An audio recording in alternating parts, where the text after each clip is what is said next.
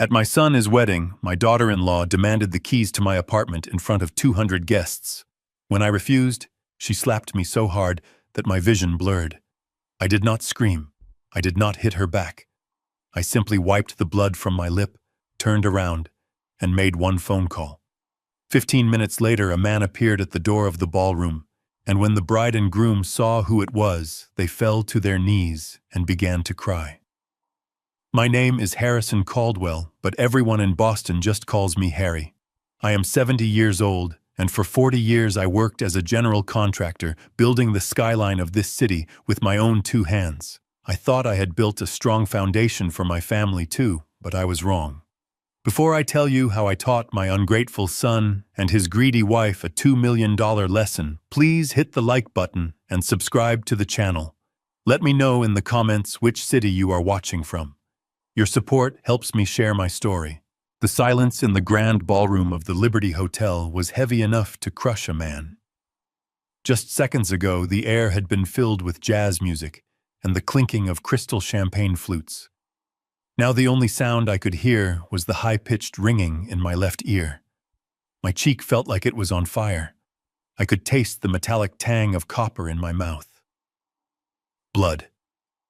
My own daughter-in-law, Courtney, had just struck me across the face.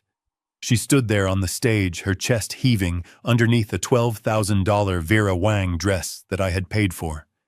Her face was twisted into a mask of pure, ugly rage. The microphone was still clutched in her hand, amplifying her screeching voice so that it echoed off the high ceilings. "Give me the keys, you selfish old man," she screamed, pointing a manicured finger at my chest. "You promised us the penthouse. It is our wedding gift. Stop being senile and hand them over right now." I stood frozen near the wedding cake, holding my glass of wine. My hand was trembling, not from fear, but from a cold, dark shock that was spreading through my veins. I looked around the room. 200 guests were staring at me. These were my business partners, my neighbors, my old friends from the construction union. I saw pity in their eyes. I saw embarrassment. They were whispering behind their hands. "Look at poor Harry. He must be losing his mind. The bride is so stressed." I slowly lowered my wine glass to the table. The white tablecloth was spotless, unlike my reputation, which was being stained in real time. I looked at Courtney.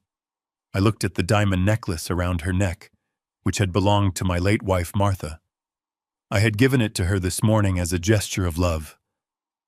Now it felt like I had placed a pearl necklace on a viper. "Courtney, why are you doing this?" I asked, my voice calm but raspy. "We discussed this.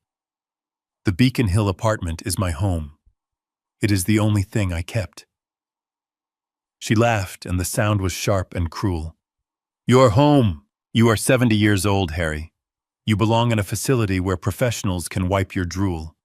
You agreed to move out. You signed the papers. Do not try to back out now just because your brain is rotting."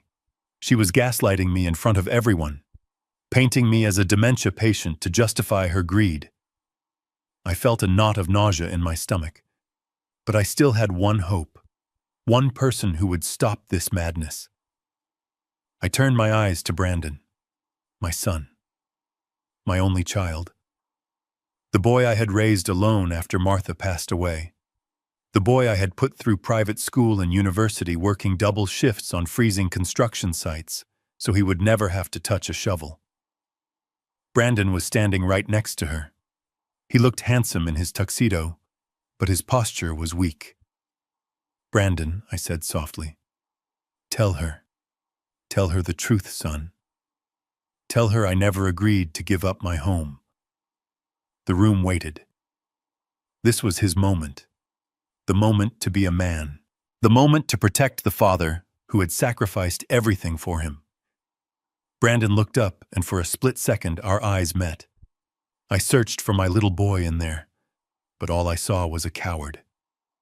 He looked away, staring down at his polished black shoes. He cleared his throat and spoke into the microphone, his voice shaking. "Dad, just give her the keys, okay? Stop making a scene. You know you are not well. We just want what is best for you. Please do not ruin our special day." My heart did not just break. It shattered into dust. It hurt more than the slap. It hurt more than the humiliation. My son had just sold me out. He had chosen a lie over his own father. The ringing in my ear stopped. The heat on my cheek turned into ice. I reached into my pocket and felt the cold, jagged metal of my house keys. The keys to the penthouse where Martha and I had spent our final years together. The sanctuary where I planned to live out my days in peace. Courtney held out her hand, snapping her fingers expectantly like she was calling a dog. "Come on, Harry, be a good boy." I looked at the keys in my hand. Then I looked at the expensive crystal wine glass on the table. I picked up the glass. The red wine swirled inside, dark as blood. I walked up to the stage. Courtney smiled, thinking I was coming to surrender. Instead, I raised the glass and let it drop. It hit the marble floor with a violent crash, shattering into 1,000 glittering shards. The red wine splattered across the hem of her white dress like a crime scene.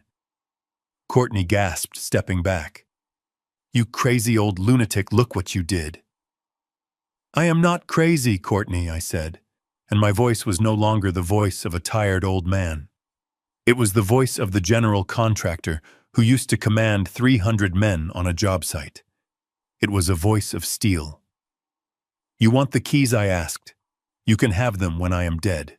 But until then, you and your husband are going to learn that you do not bite the hand that feeds you, because sometimes that hand strikes back." I turned my back on them. I ignored Brandon calling out, "Dad, wait." I ignored the gasps of the crowd. I walked straight out of the ballroom, through the heavy double doors, and into the cool lobby of the Liberty Hotel. My cheek was throbbing, but my mind was clear. I reached into my pocket and pulled out my phone. My hands were steady now. I scrolled down to a number I had not called in years, but never deleted. It was listed under Henderson. I pressed call. It rang twice. "Hello," a deep voice answered. "Jameson, it is Harry," I said, wiping a drop of blood from my lip. "Harry, it has been a long time. Is everything all right?" "No," I said, staring at the closed doors of the ballroom where my family was celebrating my destruction. "I need you to activate Protocol 4 and bring the file. I am at the Liberty Hotel." There was a pause on the other end, then a low, dangerous chuckle. "Protocol 4. Are you sure, Harry? That is the nuclear option. Once we start this, there is no going back."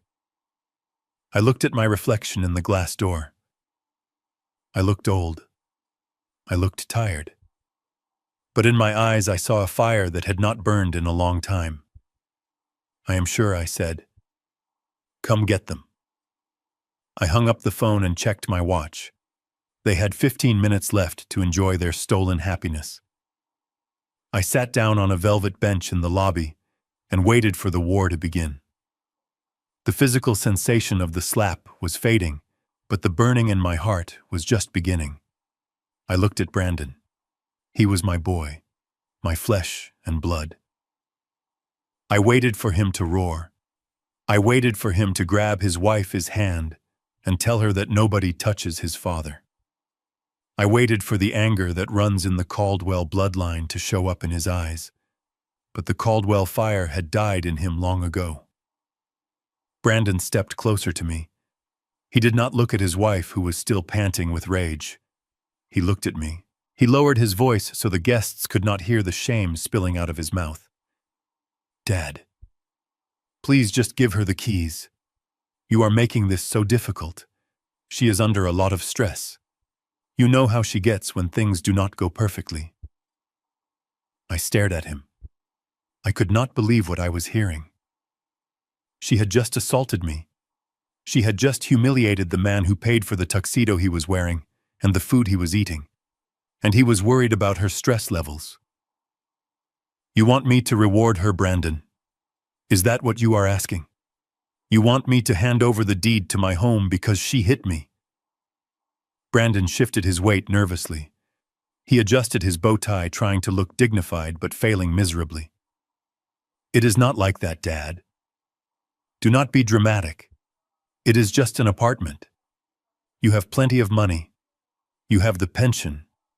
You can go anywhere. Courtney she has a vision for the space.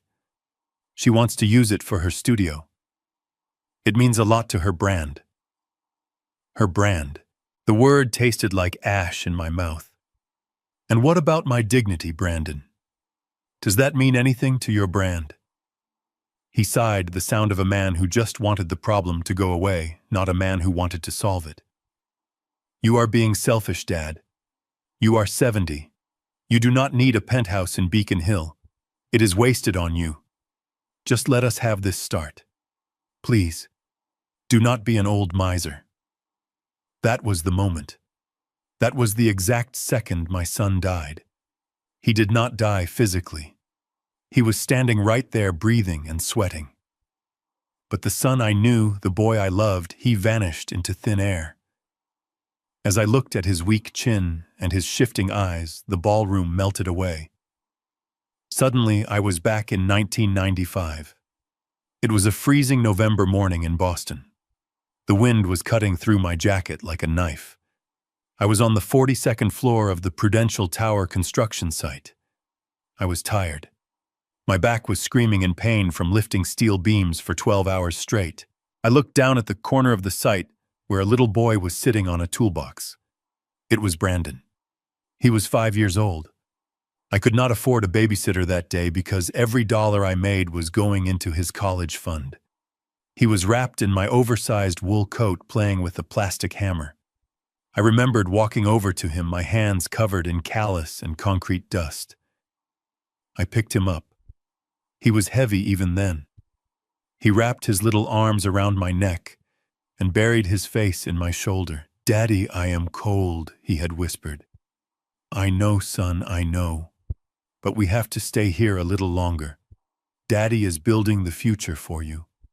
I am building a world where you will never be cold, where you will never have to lift a heavy thing in your life." I held him tight, shielding him from the wind with my own body. I took the cold so he could have the warmth. I took the pain so he could have the comfort. I destroyed my back and my knees so he could stand tall. And now here he was, standing tall and using that height to look down on me. The memory faded, and the bright lights of the chandelier brought me back to the cruel reality. The boy on the toolbox was gone. The man in front of me was a stranger who was willing to throw me into the street to please a woman who despised him. I looked down at the wine glass in my hand. It was trembling. Not from age, but from a rage so pure it felt like white heat. I looked Brandon in the eye. I wanted him to see the decision I was making. I wanted him to see the door closing forever. "You are right, Brandon," I said quietly. "I am being selfish. I have been selfish for 30 years. I was selfish when I worked double shifts to pay for your tuition. I was selfish when I sold the family home to buy you this life. But I am done being selfish now." Brandon smiled nervously, thinking he had won, thinking I was capitulating. "So you will give us the keys." "Great, Dad. I knew you would come around." "No," I said. I raised the glass. I did not throw it at them. That would be assault. I simply opened my hand and let gravity do the rest. The glass hit the floor between us. The sound was like a gunshot. Red wine splashed onto Brandon's polished shoes. He jumped back in surprise. "What the hell?" "Dad," he shouted. "That is the last thing you will ever get from me," I said, my voice steady and cold. "I do not have a son. My son died a long time ago. You are just a man who shares his last name." I did not wait for his response. I did not wait for Courtney to start screaming again. I turned around. My legs felt heavy, but my soul felt strangely light. Every step away from them was a step back toward myself. I could hear the murmurs of the crowd parting like the Red Sea to let me pass. They were looking at a man who had just lost his family. But they were wrong. I had not lost my family. I had simply cut off a gangrenous limb before it could kill me. I walked past the gift table piled high with presents I had paid for. I walked past the open bar where guests were drinking liquor I had bought. I kept my eyes fixed on the exit sign. It was glowing red in the distance. As I pushed open the heavy doors and stepped out of the ballroom, the air in the hallway felt different. It was cleaner. I was alone now, truly alone for the first time in decades. But as I reached for my phone to call Jameson, I realized something. I would rather be alone with my dignity than surrounded by people who sold me for a set of keys. I walked toward the hotel lobby, leaving the wreckage of my past behind me. It was time to start the war. I walked out of the hotel and the cold Boston air. A physical blow. It should have cooled the burning sensation on my cheek where she had slapped me, but instead, it just made the skin feel tight and raw. I did not wait for the valet. I walked straight to the self-parking garage, my tuxedo shoes clicking loudly on the concrete. I found my truck parked in the corner. It was a 1999 Ford F-150. It was rusted around the wheel wells and the paint was fading, but the engine purred like a kitten. It was reliable, unlike my family. I climbed into the cab, and the smell of old leather and sawdust wrapped around me. This truck was my office, my sanctuary, and my partner for 20 years. I gripped the steering wheel, my hands shaking uncontrollably, now that the adrenaline was wearing off. I took a deep breath, trying to steady my heart rate. I needed to go home. I needed to be in my own space, surrounded by my own things. I needed to look at the photo of Martha that sat on the mantelpiece and ask her what the hell I was supposed to do now. I drove out of the garage and onto the street. The city was beautiful at night, the lights reflecting off the Charles River, but I saw none of it. I drove on autopilot, my mind replaying the scene in the ballroom over and over again. The slap, the silence, the look of absolute weakness on my son, his face. How had I raised a man who would stand by and watch his father be assaulted? How had I been so blind to the monster he had married? I turned onto my street in Beacon Hill. My building was a classic brownstone, 4 stories of red brick and black iron railings. I had bought it as a shell 10 years ago. It had been a crumbling ruin condemned by the city. Everyone told me to tear it down. But I saw the bones. I saw the history. I spent 2 years restoring it brick by brick. I reinforced the foundation, I replaced the wiring, I hand-carved the crown molding in the lobby. I knew every inch of this structure better than I knew the back of my own hand. It was not just a building. It was my masterpiece. And on the top floor was the penthouse where I lived, the place I was supposed to die. I parked the truck in the loading zone out front. I did not care about the ticket. I just wanted to get inside. I walked up the granite steps, feeling a sense of relief wash over me. I was home, Basum. The world was crazy out there, but in here, I was safe. In here, I was the king of my castle. I reached into my pocket and pulled out my key ring. The brass keys jingled in the quiet night. I selected the master key, the one that opened the heavy oak front door. I slid it into the lock. It went in smooth, just like always. But when I tried to turn it, it stopped. I frowned. I wiggled it slightly, thinking maybe the tumblers were just cold. But it would not budge. It felt like hitting a wall. That is strange, I whispered to myself. I had installed these locks myself. They were high-security cylinders designed to last a lifetime. They did not just jam. I pulled the key out and looked at it. It was the right key. I tried again. Nothing. Then I looked up at the electronic keypad mounted above the handle. Usually it glowed with a soft blue light, indicating the system was in standby mode. But tonight, the light was different. It was pulsing a slow, angry red. I felt a cold drop of sweat slide down my back. This was not a mechanical failure. This was a system override. I punched in my personal code, 1952, my birth year. The keypad let out a harsh buzz. Access denied. I tried again. Maybe my fingers were shaking too much. 1952. Enter. Buzz. Access denied. System lockout active. I took a step back, staring at the door. My own door. The door I had sanded and stained with my own hands. It was refusing to let me in. "Open the door," I shouted, pounding my fist against the wood. My voice echoed down the empty street. "I know you are in there. Open this damn door." For a moment there was only silence. Then the small intercom speaker next to the keypad crackled to life. "Go away, Harry." The voice was tinny and distorted by the speaker, but the tone was unmistakable. It was Courtney. I froze. She was supposed to be at the wedding. She was supposed to be cutting the cake and dancing the first dance. How was she here? And then the realization hit me like a sledgehammer. She had left immediately. While I was walking out the front door, she must have slipped out the back and raced here. Or maybe she never even planned to stay at the reception.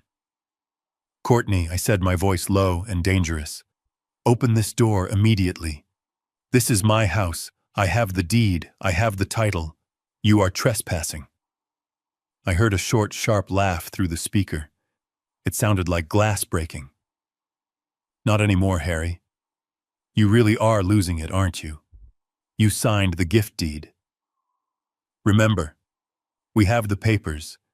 This building belongs to us now, and since you are no longer the owner, you have no right to enter." "I did not sign anything," I roared. "You are lying." "Oh, Harry," she sighed, sounding bored. "You will sign. Or maybe you already did and you just forgot. That is the thing about dementia. It makes you forget so many things, like where you live, or who owns what. Don't worry. We will send a copy of the paperwork to your lawyer in the morning.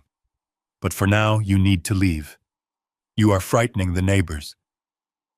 "Where is Brandon?" I asked. "Put my son on the line." "He is busy," she said. "He is inside popping a bottle of Dom Perignon. We are celebrating our new home." "He does not want to talk to you, Harry. He is very upset about the scene you caused. He thinks you need professional help. We are doing this for your own good. You are not safe to live alone anymore." I stood there on the sidewalk, shaking with rage. But it was not just rage. It was clarity. This was not a tantrum. This was not a bride being a diva. This was a heist. A meticulously planned, executed heist. They had the locksmiths on standby. They had the paperwork forged. They had the dementia narrative ready to go. They had planned to humiliate me at the wedding, provoke a reaction, and then use that reaction to justify locking me out. It was a trap, and I had walked right into it. "I want my things," I said. "My clothes, my documents. My wife is pictures. Give me my things and I will leave." "Oh, that junk," Courtney said. "We are doing a full renovation, Harry. We are going for a modern minimalist look. Your old dusty furniture and those creepy old photos didn't fit the vibe." My blood ran cold. "What did you do? I helped you pack," she said, sweetness dripping from her voice. "Since you are moving to a facility anyway, you won't need much. We hired a moving crew. They were very efficient. They cleared the place out while we were at the ceremony." "Where is it?" I whispered. "Check the alleyway," she said. "But you better hurry. The garbage truck comes at 6 a.m. Good night, Harry. Don't come back." The intercom clicked off. The red light on the keypad continued to pulse, mocking me. I turned and ran toward the narrow alleyway that ran along the side of the building. My heart was pounding in my throat. Please, God, no. Not the pictures. Take the money, take the furniture, but please not the pictures. I rounded the corner and skidded to a stop. There, under the pale yellow light of a flickering street lamp, was the wreckage of my life. It looked like a landfill. Dozens of black, heavy-duty garbage bags, were piled high against the brick wall. My leather armchair, the one I had sat in for 20 years, was overturned in a puddle of muddy water. The fabric was slashed. My drafting table, the one where I had designed this very building, was broken in half, splintered wood sticking up like jagged teeth. I scrambled over the bags, tearing them open. My clothes, my suits, my military uniform from Vietnam, all of it stuffed into trash bags like refuse. Then I saw it. Lying face down on the wet pavement was the large oil painting of Martha. We had commissioned it for our 25th anniversary. She was wearing her blue dress, smiling that soft smile that used to make all my troubles disappear. I fell to my knees in the mud. I didn't care about my tuxedo pants. I reached out and turned the painting over. The frame was cracked. The canvas was torn right across her face, and someone I knew exactly who had taken a black marker and drawn a mustache on her beautiful smile. A sound escaped my throat. It was a sound I had never made before. Half sob, half growl. It was the sound of a wounded animal. I touched the torn canvas. My hands were trembling so hard I could barely feel the texture of the paint. They hadn't just stolen my house. They had desecrated my sanctuary. They had tried to erase my history. I looked up at the side of the building. I could see the light in the penthouse window. I could see two silhouettes moving against the blind. They were clinking glasses. They were laughing. They were celebrating their victory over the stupid old man. I sat there in the alleyway, hugging the ruined painting of my dead wife. The mud soaked into my knees. The cold wind bit into my skin. But as the initial wave of grief passed, something else took its place. Something cold and hard and sharp. It was the mind of the general contractor. I stopped crying. I wiped my face with a muddy hand. They thought they had won because they changed the locks. They thought they controlled this building because they had a piece of paper and a keypad. But they were tourists here. I was the architect. I looked at the brick wall next to me. I knew what was behind it. I knew where the main water line entered the building. I knew where the electrical junction box was located in the basement sublevel. I knew about the ventilation shaft that ran from the boiler room straight up to the penthouse master bedroom. I knew secrets about this building that were not on any blueprint.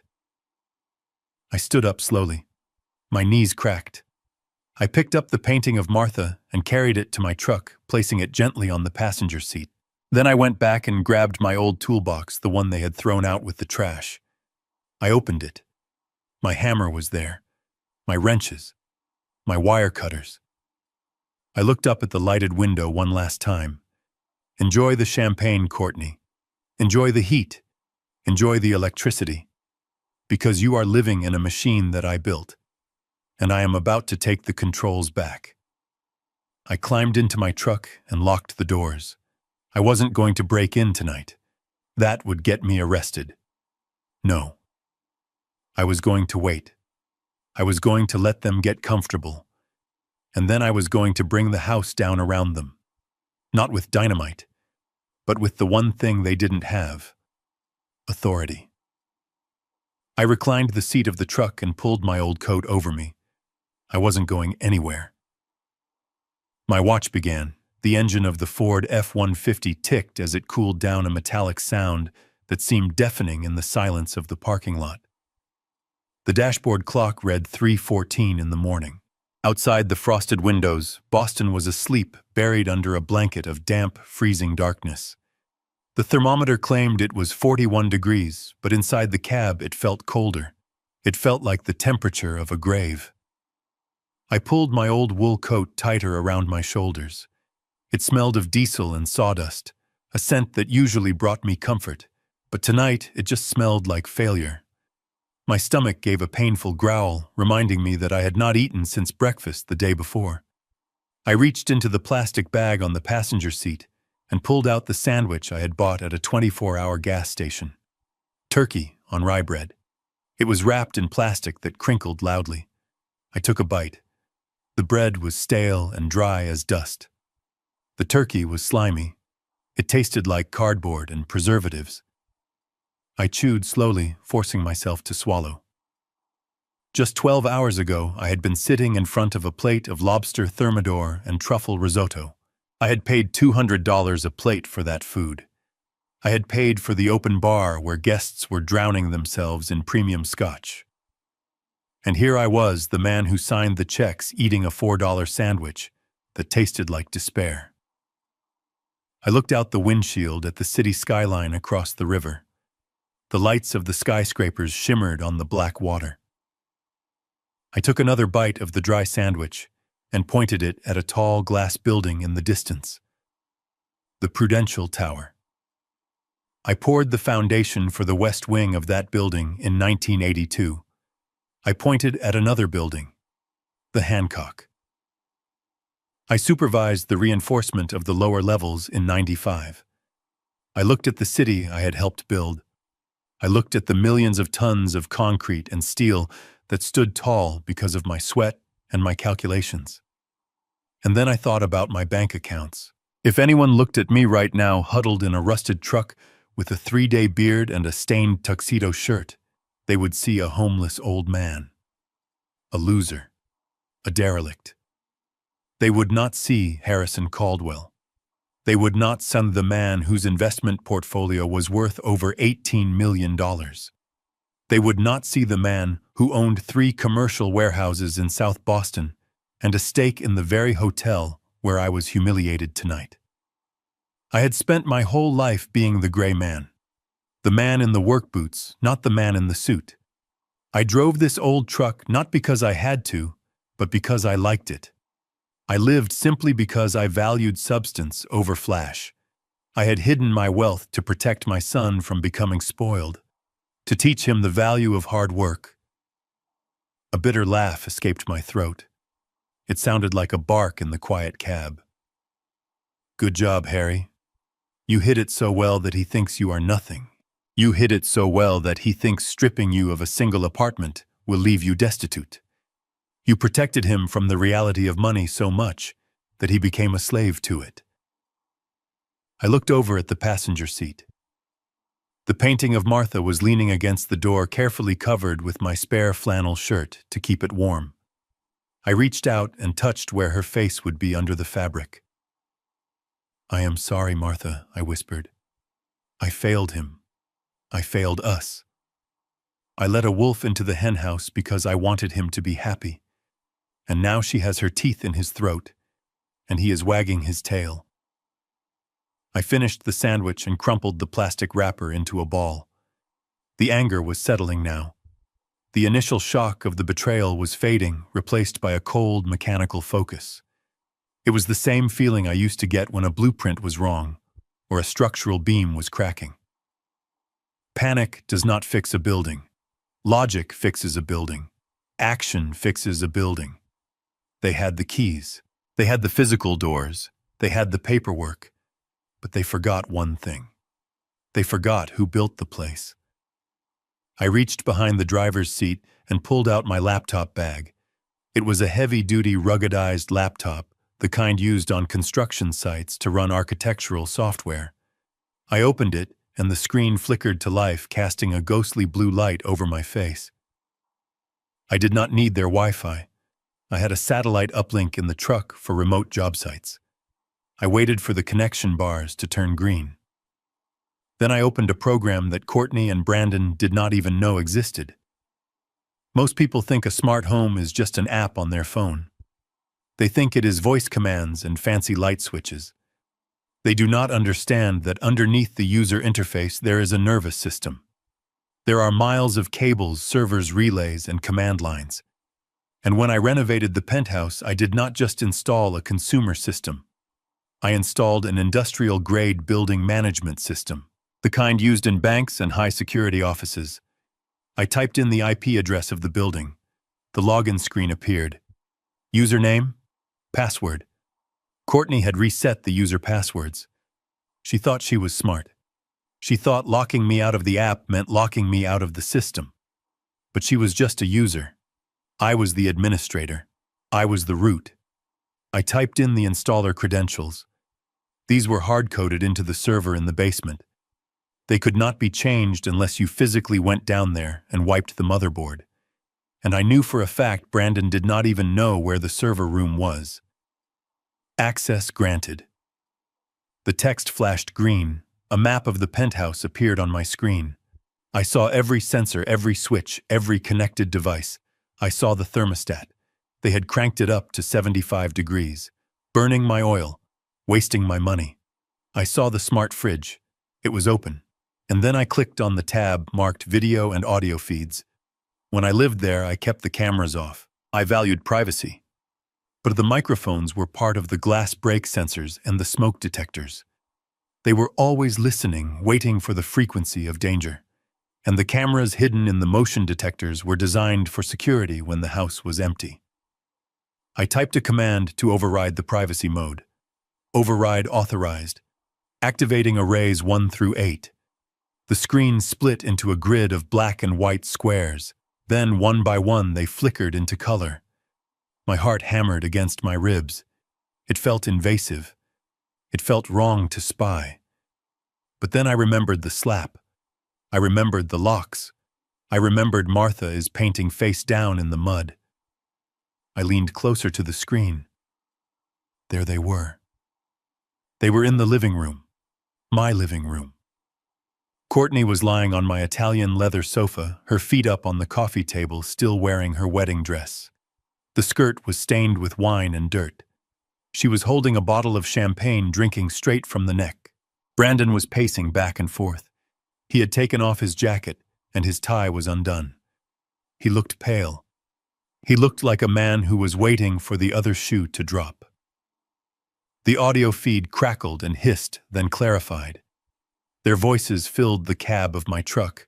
"Worry about him," Brandon Courtney was saying, her voice slurring slightly. "He is sleeping in a shelter by now. Or maybe he curled up on a park bench.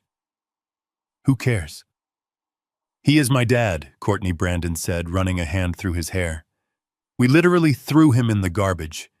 And that thing with the painting, that was too far. He loved that painting."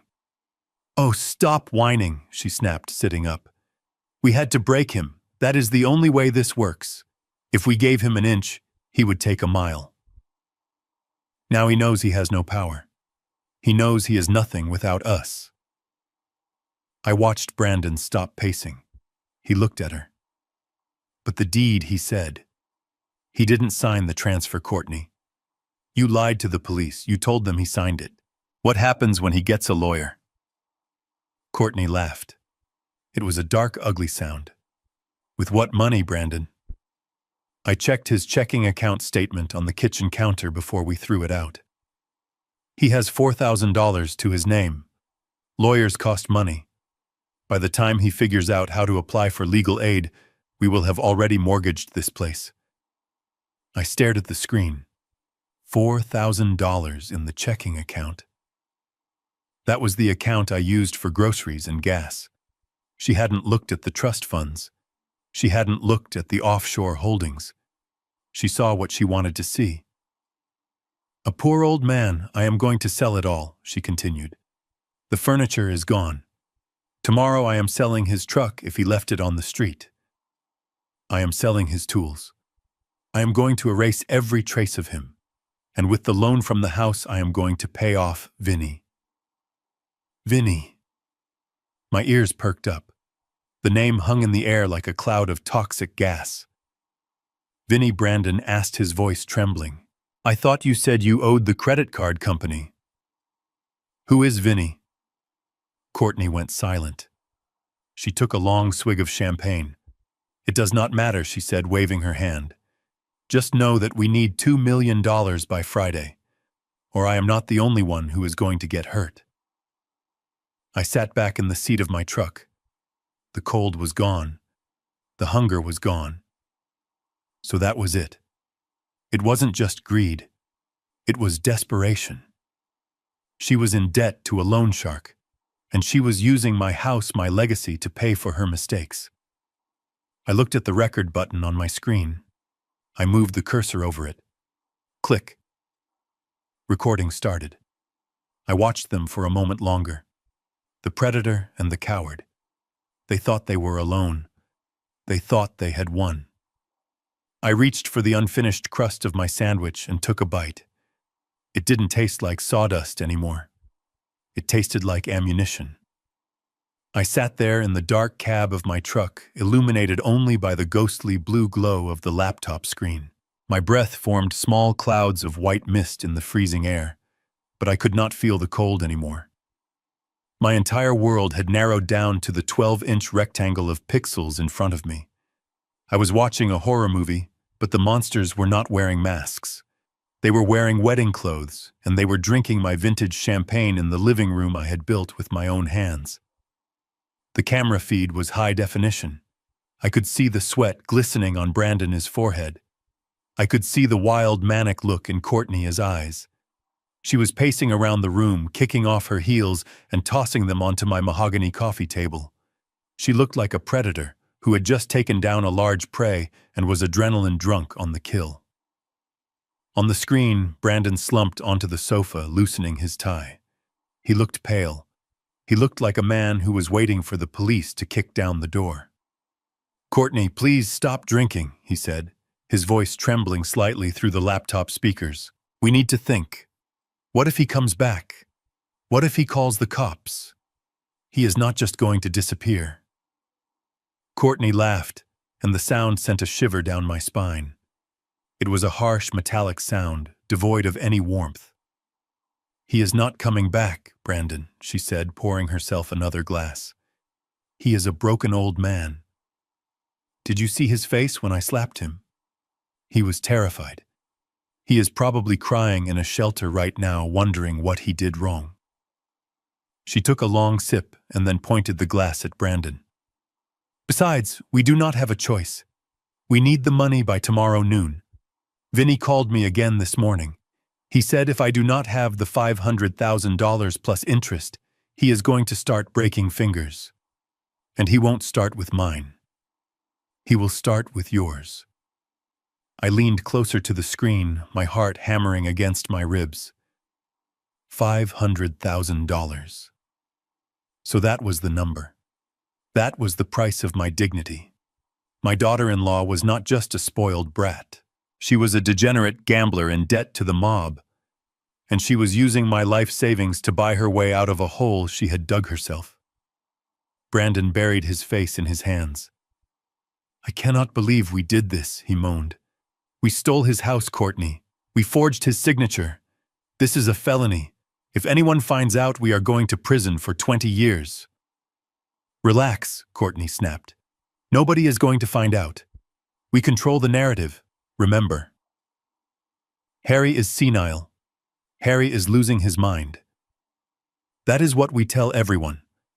That is what we tell the bank when we sign the mortgage papers tomorrow morning. We are his power of attorney. We are acting in his best interest to secure his assets. It is perfect." She spun around, dancing to a song only she could hear. "By tomorrow afternoon, the money will be wired to Vinny. The debt will be gone. And we will have this penthouse and the rest of his portfolio to play with. We will be rich, Brandon. Finally rich." I watched my son. I waited for him to stand up. I waited for him to say that fraud and theft were too high a price to pay. But he just sat there looking defeated. "But he is my dad." "Courtney," he whispered. "He has always been good to me. He worked hard for this." "He is an obstacle." Courtney interrupted, her voice dropping to a low, venomous hiss. "He is a stubborn, tight-fisted old obstacle who was sitting on millions while we struggled. He owes us this. And honestly, Brandon, you should be thanking me. I made sure he won't be a problem for much longer." Brandon looked up. "What do you mean?" Courtney walked over to the kitchen counter. On the video feed, I saw her pick up a small orange pill bottle. My heart stopped. That was my heart medication. I had a condition called atrial fibrillation. I needed those beta blockers to keep my heart rhythm steady. Without them, I was at risk of a stroke or a heart attack, especially under stress. She rattled the bottle, shaking the pills like a maraca. You know how he has been complaining about feeling tired lately? She said, a cruel smile playing on her lips. You know how he gets breathless when he walks up the stairs? Brandon stared at the bottle. Yeah. He said he thought his condition was getting worse. It is not his condition, Courtney giggled. It is his vitamins. I stopped breathing. The air in the truck cab seemed to vanish. What did you do? Brandon asked, his voice barely a whisper. Courtney tossed the bottle to him. He caught it with fumbling hands. Open it, she said. Brandon unscrewed the cap and poured a few pills into his palm. They look like his heart pills, he said. They look like them, Courtney corrected. But they are just sugar pills and caffeine. I swapped them out 3 weeks ago. I felt a physical blow to my chest. My hand flew to my heart. For weeks I had been feeling weak. My heart would race for no reason. I had been getting dizzy spells. I thought it was just old age. I thought my body was finally giving up, but it was murder. It was slow, calculated murder. She continued, her voice full of pride, as if she were explaining a clever recipe. Every time he takes one, he thinks he is protecting his heart, but he is actually stressing it. That is why he was so weak today. That is why he didn't fight back. Give it another month, Brandon. Maybe 2. Nature will take its course. He will have a massive stroke or a cardiac arrest. And then we won't have to worry about the nursing home fees either. We will inherit everything scot-free. Brandon dropped the bottle. The pills scattered across the expensive Persian rug. You are trying to kill him, he stammered. Courtney, that is insane. It is practical, she snapped, her eyes blazing. Do you want to be poor, Brandon? Do you want Vinny to break your legs? Do you want to lose me? Because that is the alternative. It is either him or us. Pick a side. Brandon looked at the pills on the floor. He looked at his wife. He looked at the luxury apartment around him. Then slowly, painfully, he knelt down. He began to pick up the pills. He put them back in the bottle one by one. He stood up and placed the bottle back on the counter. Just make sure he doesn't find out, he said. I closed my laptop. I could not watch anymore. If I watched for one more second, I was going to drive my truck through the front door of that building and kill them both with my bare hands. I sat in the darkness, trembling. But this time it was not from the cold. It was not from the shock. It was from the realization that the man I was yesterday was dead. Harrison Caldwell, the loving father, was dead. He died the moment his son picked up those poison pills and put them back in the bottle. They wanted a heart attack. They wanted a stroke. They wanted a weak old man who would fade away quietly. I reached for my phone. My hand was steady now. My heart was beating with a slow, powerful rhythm. It was the rhythm of a war drum.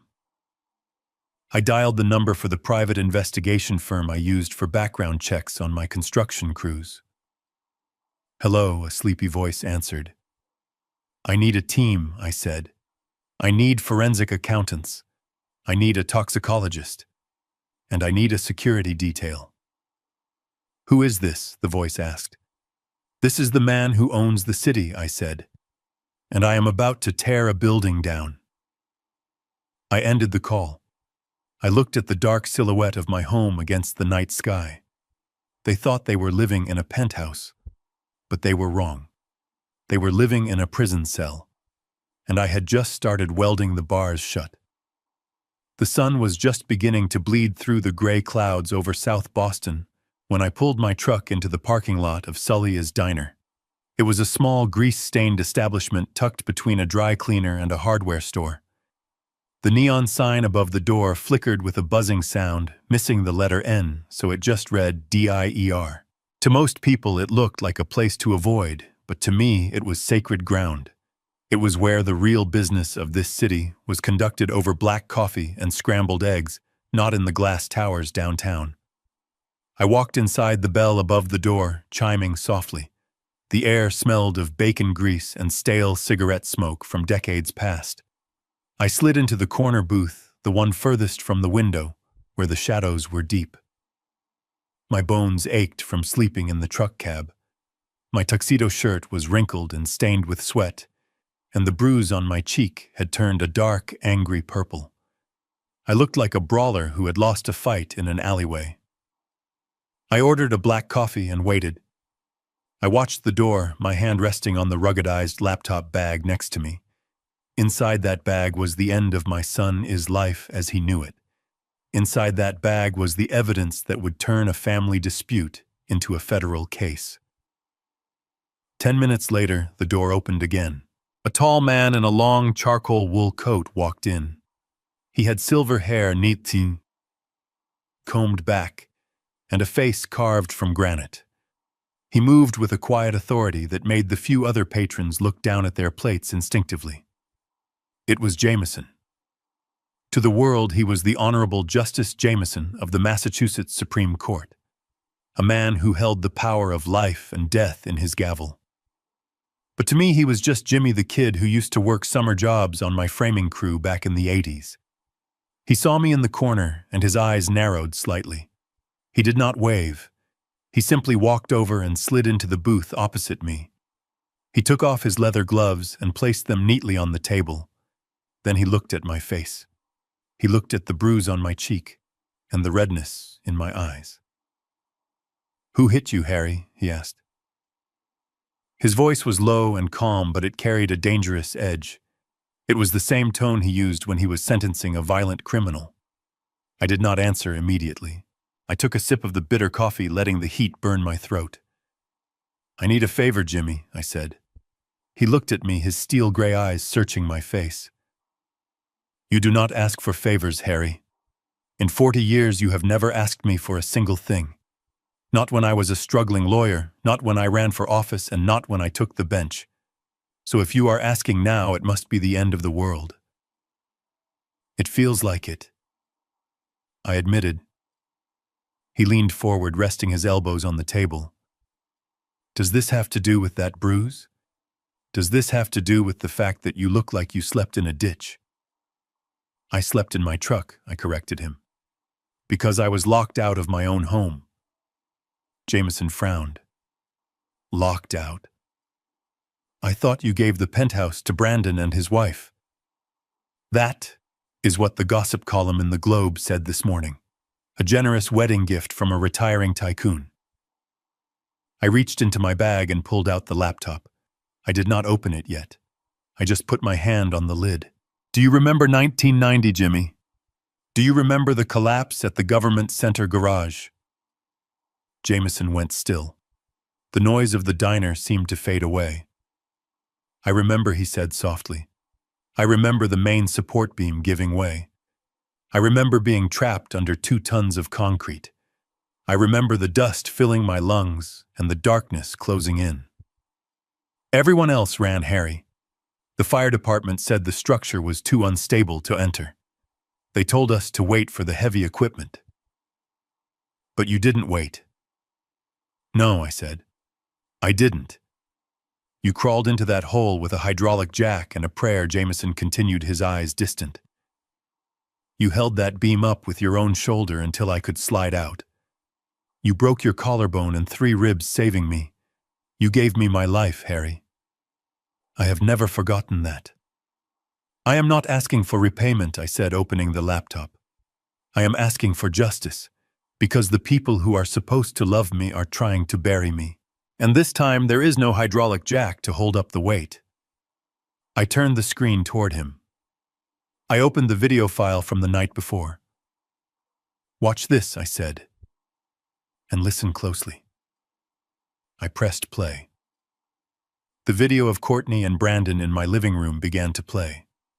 The audio was crisp and clear. Jameson watched in silence. He watched them drinking my champagne. He listened to Courtney bragging about the forgery. He listened to her admit that she owed money to a loan shark named Vinny. His face remained impassive, a professional mask he had perfected over decades in the courtroom. But I saw his jaw muscle tighten when Courtney called me a senile old fool. Then the video reached the part about the pills. I watched Jameson, his eyes widen slightly. It was a micro-expression, but for him it was a scream of shock. On the screen, Courtney tossed the pill bottle to Brandon. She explained how she had swapped my heart medication for sugar and caffeine. She explained how she was waiting for nature to take its course, so they could inherit everything. And then we saw Brandon, my son, the boy I had raised, pick up the pills and put them back in the bottle. We heard him agree to the plan. I paused the video. The silence at the booth was deafening. Jameson was staring at the frozen image of Brandon holding the pill bottle. His face had lost all color. "He looked sick, Harry," he whispered. "That is attempted murder," I finished for him. My voice was steady, but inside I was dying 1,000 deaths. "It is not just fraud, Jimmy. It is not just elder abuse. They are actively trying to kill me." Jameson closed his eyes and took a deep breath. When he opened them, the friend was gone. The judge was present, and he was furious. He slammed his hand down on the table. The cutlery rattled and the coffee cups jumped in their saucers. A few people turned to look, but Jameson did not care. "This is not a civil matter," he growled, his voice shaking with suppressed rage. "I came here thinking you needed an injunction. I thought we were going to file a restraining order or a lawsuit to get your property back. But this is a felony. This is conspiracy to commit murder." He reached into his coat pocket and pulled out a heavy black phone. "I am not calling a lawyer, Harry. I am calling the district attorney, and I am calling the chief of police." I reached out and put a hand on his arm, stopping him. "Not yet, Jimmy," I said. He looked at me incredulously.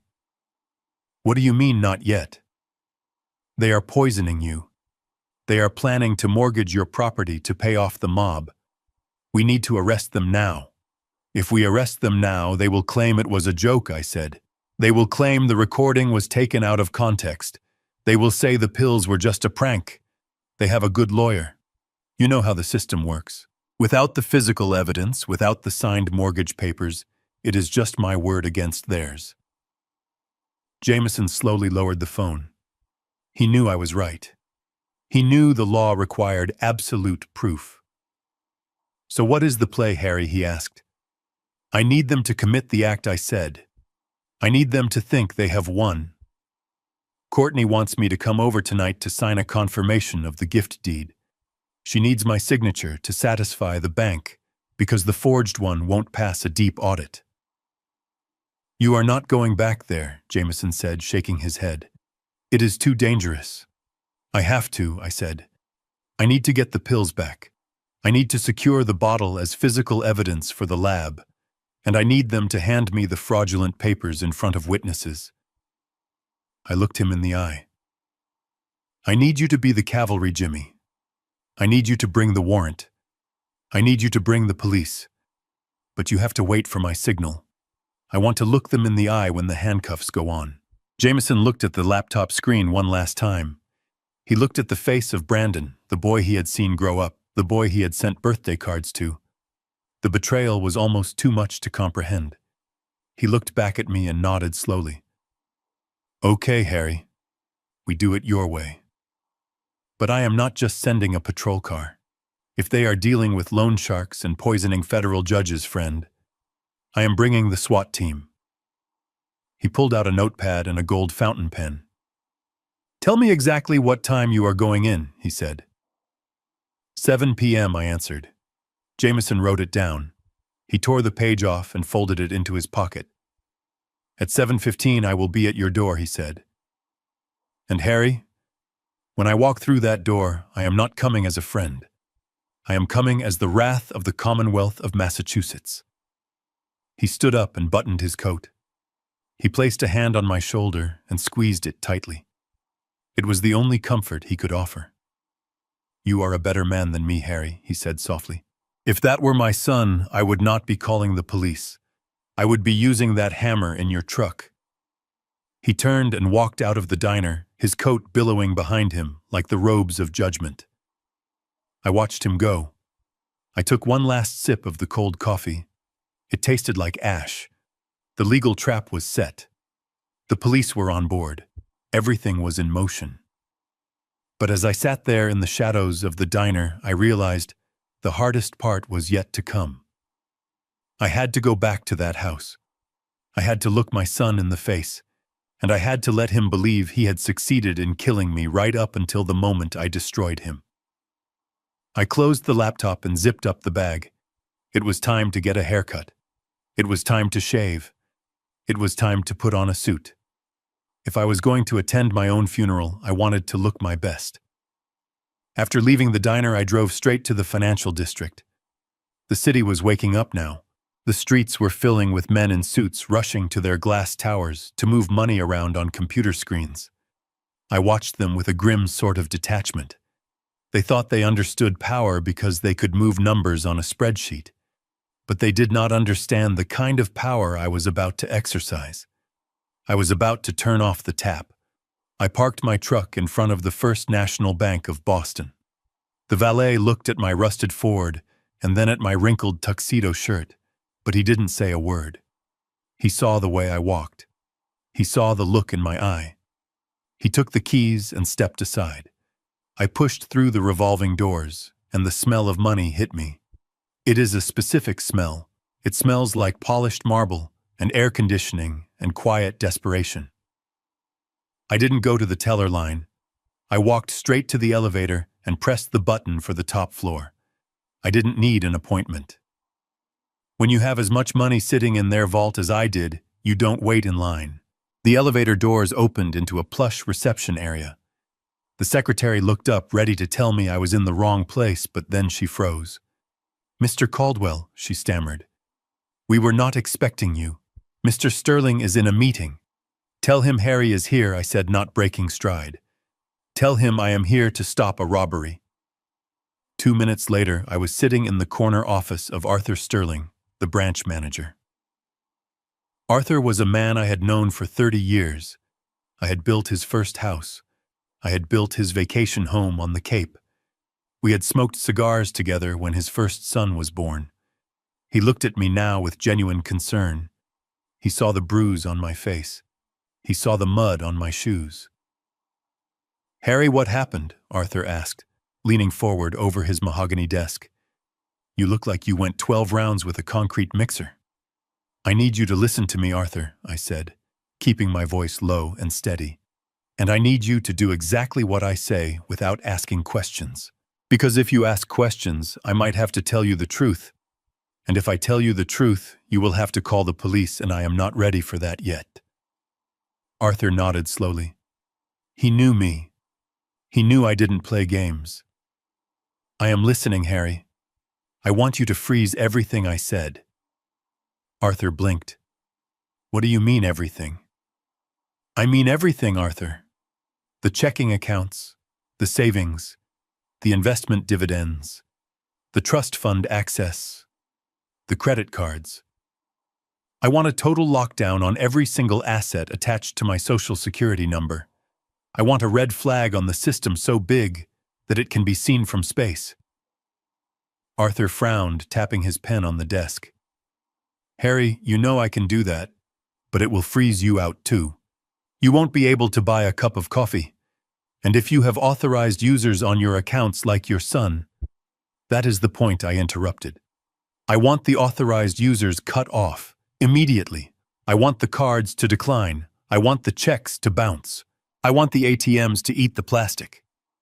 Arthur looked at his computer screen. "I see here that there was a request pending for a large transfer this morning," he said, his voice professional but wary. "A mortgage inquiries headed by a Mrs. Courtney Caldwell, acting as power of attorney. They are trying to expedite a line of credit against your Beacon Hill property." "Stop it," I said. "Kill it. Flag it for fraud review. Put it in administrative limbo." Arthur typed rapidly on his keyboard. The sound was like gunfire in the quiet office. "I am initiating a level 5 security freeze," he said. "It requires biometric confirmation."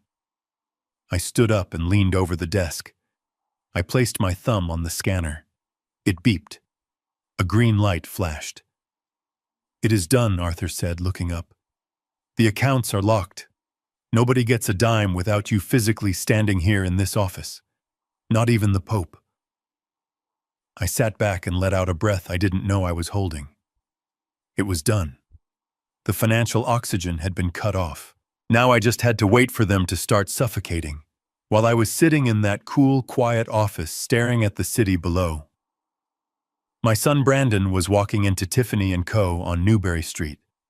I knew this because I had a tracker on his phone which was part of the family plan I paid for. I could imagine the scene perfectly.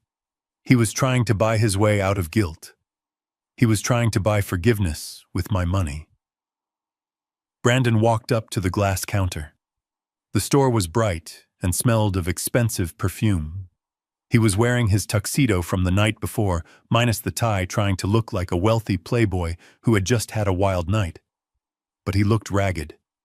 His eyes were bloodshot from the stress and the alcohol. "Can I help you, sir?" the sales clerk asked, eyeing him suspiciously. "I need a ring," Brandon said, his voice too loud. "A diamond ring. Big. It is an apology gift for my wife." The clerk smiled, the practiced smile of someone who sold shiny rocks to guilty men for a living. "Of course, sir. We have some lovely pieces." "What was your budget?" "Budget?" Brandon laughed nervously. "No budget. Show me the 3-carat solitaire, the one in the window." The clerk brought out the ring. It sparkled under the halogen lights. It was a beautiful thing, cold and hard and flawless. Brandon didn't even look at the price tag. It was $30,000. To him, it was just a number. It was just Harry is money. He imagined Courtney's face when he gave it to her. He imagined her smiling. He imagined her forgetting about the pills and the forgery and the loan sharks. He thought this ring would fix everything. He thought he could pave over the cracks in his soul with diamonds. "I will take it," he said, slapping his black American Express Centurion card on the glass counter. The clerk took the card. He walked over to the terminal. Brandon drummed his fingers on the glass, whistling a tuneless melody. He was feeling better already. He was a big man spending big money. The clerk inserted the card. He waited. Beep. The clerk frowned. He pulled the card out and wiped the chip on his sleeve. He tried again. Beep. Brandon stopped whistling. "Is there a problem?" he asked. "It says declined, sir," the clerk said, keeping his voice low. Brandon laughed. "That is impossible. That is a black card. It has no limit." "Run it again." The clerk ran it again. This time the machine let out a longer, harsher beep. A message flashed on the screen. "Refer to issuer, retain card. Sir, the machine is telling me to keep the card." The clerk said, his face hardening. What? Brandon shouted. "Give me that back. It must be a glitch. My dad, I have millions in that account." He reached for his wallet. He pulled out a Visa. "Try this one," he snapped. The clerk sighed and ran the Visa. Declined. "Try the MasterCard." Declined. Brandon was sweating now. The other customers were staring. The security guard near the door took a step closer, his hand resting on his belt. "There is a mistake," Brandon stammered. His hands were shaking so hard he dropped his wallet. Credit cards spilled onto the floor. He scrambled to pick them up, looking like a desperate child. "I need to call the bank," he said. He pulled out his phone and dialed the VIP service line. He expected to hear the concierge. He expected to hear a polite voice apologizing for the inconvenience. Instead, he heard a recorded message, a cold, robotic voice that sounded remarkably like the voice of judgment. "We are sorry. This account has been frozen due to suspicious activity. Please visit your local branch with 2 forms of identification to restore access." Brandon stood there in the middle of the luxury store holding a phone to his ear while the dial tone buzzed. He looked at the ring on the counter. It seemed to be mocking him. "Sir, I am going to have to ask you to leave," the clerk said, sliding the ring back into the case and locking it. Brandon looked up. The arrogance was gone. The Playboy facade had crumbled. In its place was pure, unadulterated panic. He realized in that moment that the money wasn't just numbers. The money is the glue holding his entire fake reality together. Without the money, he wasn't a businessman. He wasn't a husband. He wasn't a success. He was just a thief with empty pockets. He turned and ran out of the store. He ran out onto the street into the blinding morning sun. But he couldn't outrun the truth. I sat in Arthur Sterling's office and checked my phone. I saw the alert from the credit card company. Transaction declined, Tiffany & Co., $30,000. I smiled. It was a sad smile, devoid of any joy. "It starts," I whispered. I stood up and shook Arthur's hand. "Thank you, Arthur," I said. "You just saved my life." I walked to the elevator. I had set the trap. I had locked the doors. Now it was time to go back to the swamp and wait for the crocodiles to get hungry. I checked my watch. It was noon. The loan shark wanted his money by 12. Courtney would be checking the bank account right about now, expecting to see the mortgage funds. She was about to find out that the well had run dry. And when the money runs dry, the rats start to eat each other. I sat in my truck watching the city move around me. My phone buzzed on the dashboard. It was a picture of a happy family on the screen. Me, Martha, and Brandon on his graduation day. It was the contact photo for my son, his home line. But I knew who was really calling. I let it ring twice before picking up. I needed my voice to sound tired. I needed to sound like the beaten man they wanted me to be. "Hello," I answered, my voice cracking just enough to be convincing. "Dad, is that you?" It was Courtney. Her voice had undergone a miraculous transformation. Gone was the screeching harpy from the wedding. Gone was the cold voice from the intercom.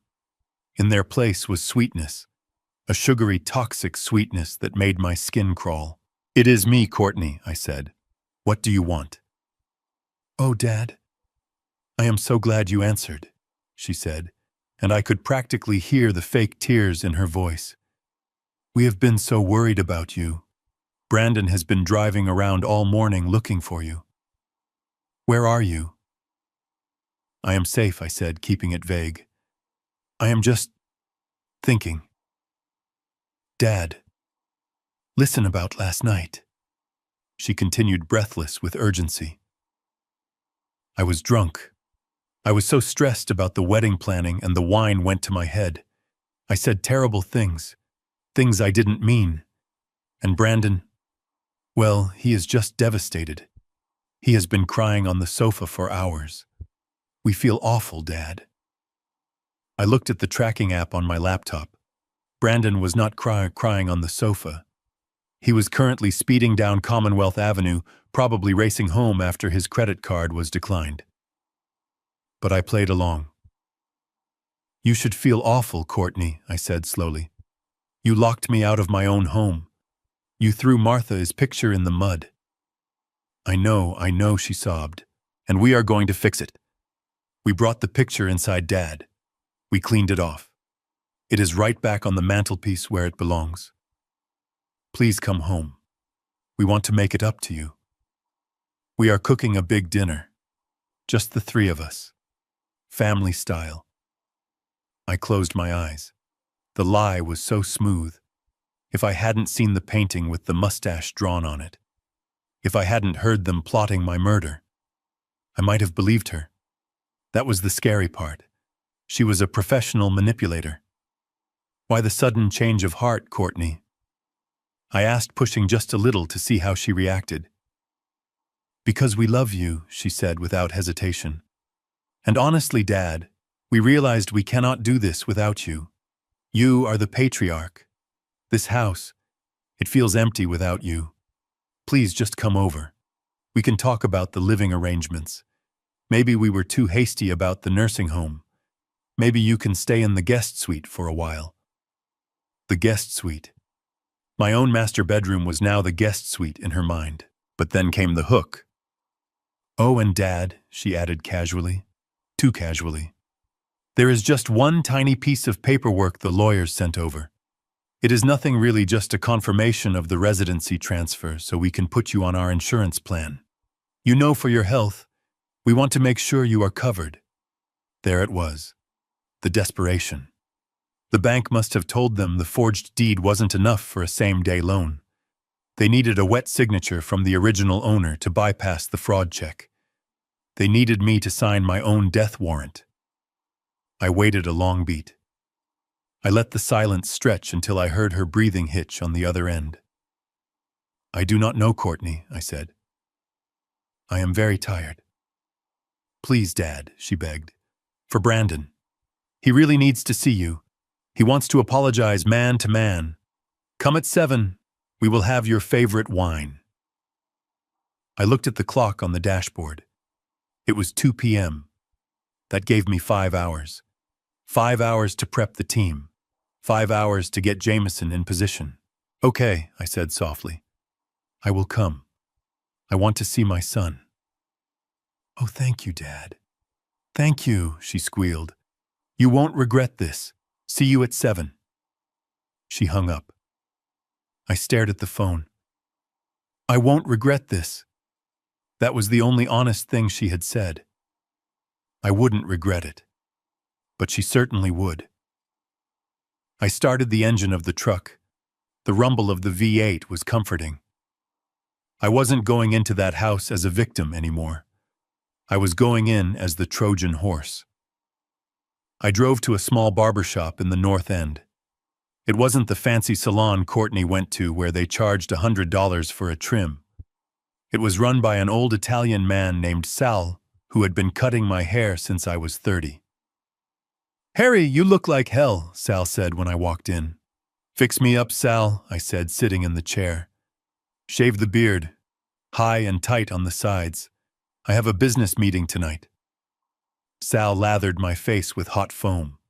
The razor scraped against my skin, removing the gray stubble, removing the exhaustion. As the hair fell away, I saw Harrison Caldwell looking back at me in the mirror. The eyes were sharp. The jaw was set. After the haircut, I went to the dry cleaners where I kept my emergency suit. It was a navy blue Brioni tailored to fit my shoulders perfectly. I put it on in the dressing room. I tied the silk tie with a double Windsor knot. I polished my shoes until I could see my reflection in the leather. I looked like a CEO. I looked like the man who owned the building, not the man who slept behind it. I checked my equipment. The digital recorder was taped to the small of my back. The micro camera was pinned to my lapel, looking like a simple American flag pin. My phone was fully charged and transmitting my location to Jameson, his private line. I was ready. I drove back to Beacon Hill and parked a block away. I sat in the truck and watched the sun go down. I watched the streetlights flicker on. At 6:55, a black SUV pulled up to the corner. I couldn't see inside the tinted windows, but I saw the license plate. It was Jameson, his personal vehicle. The cavalry had arrived. I texted him one word: wait. Then I stepped out of the truck.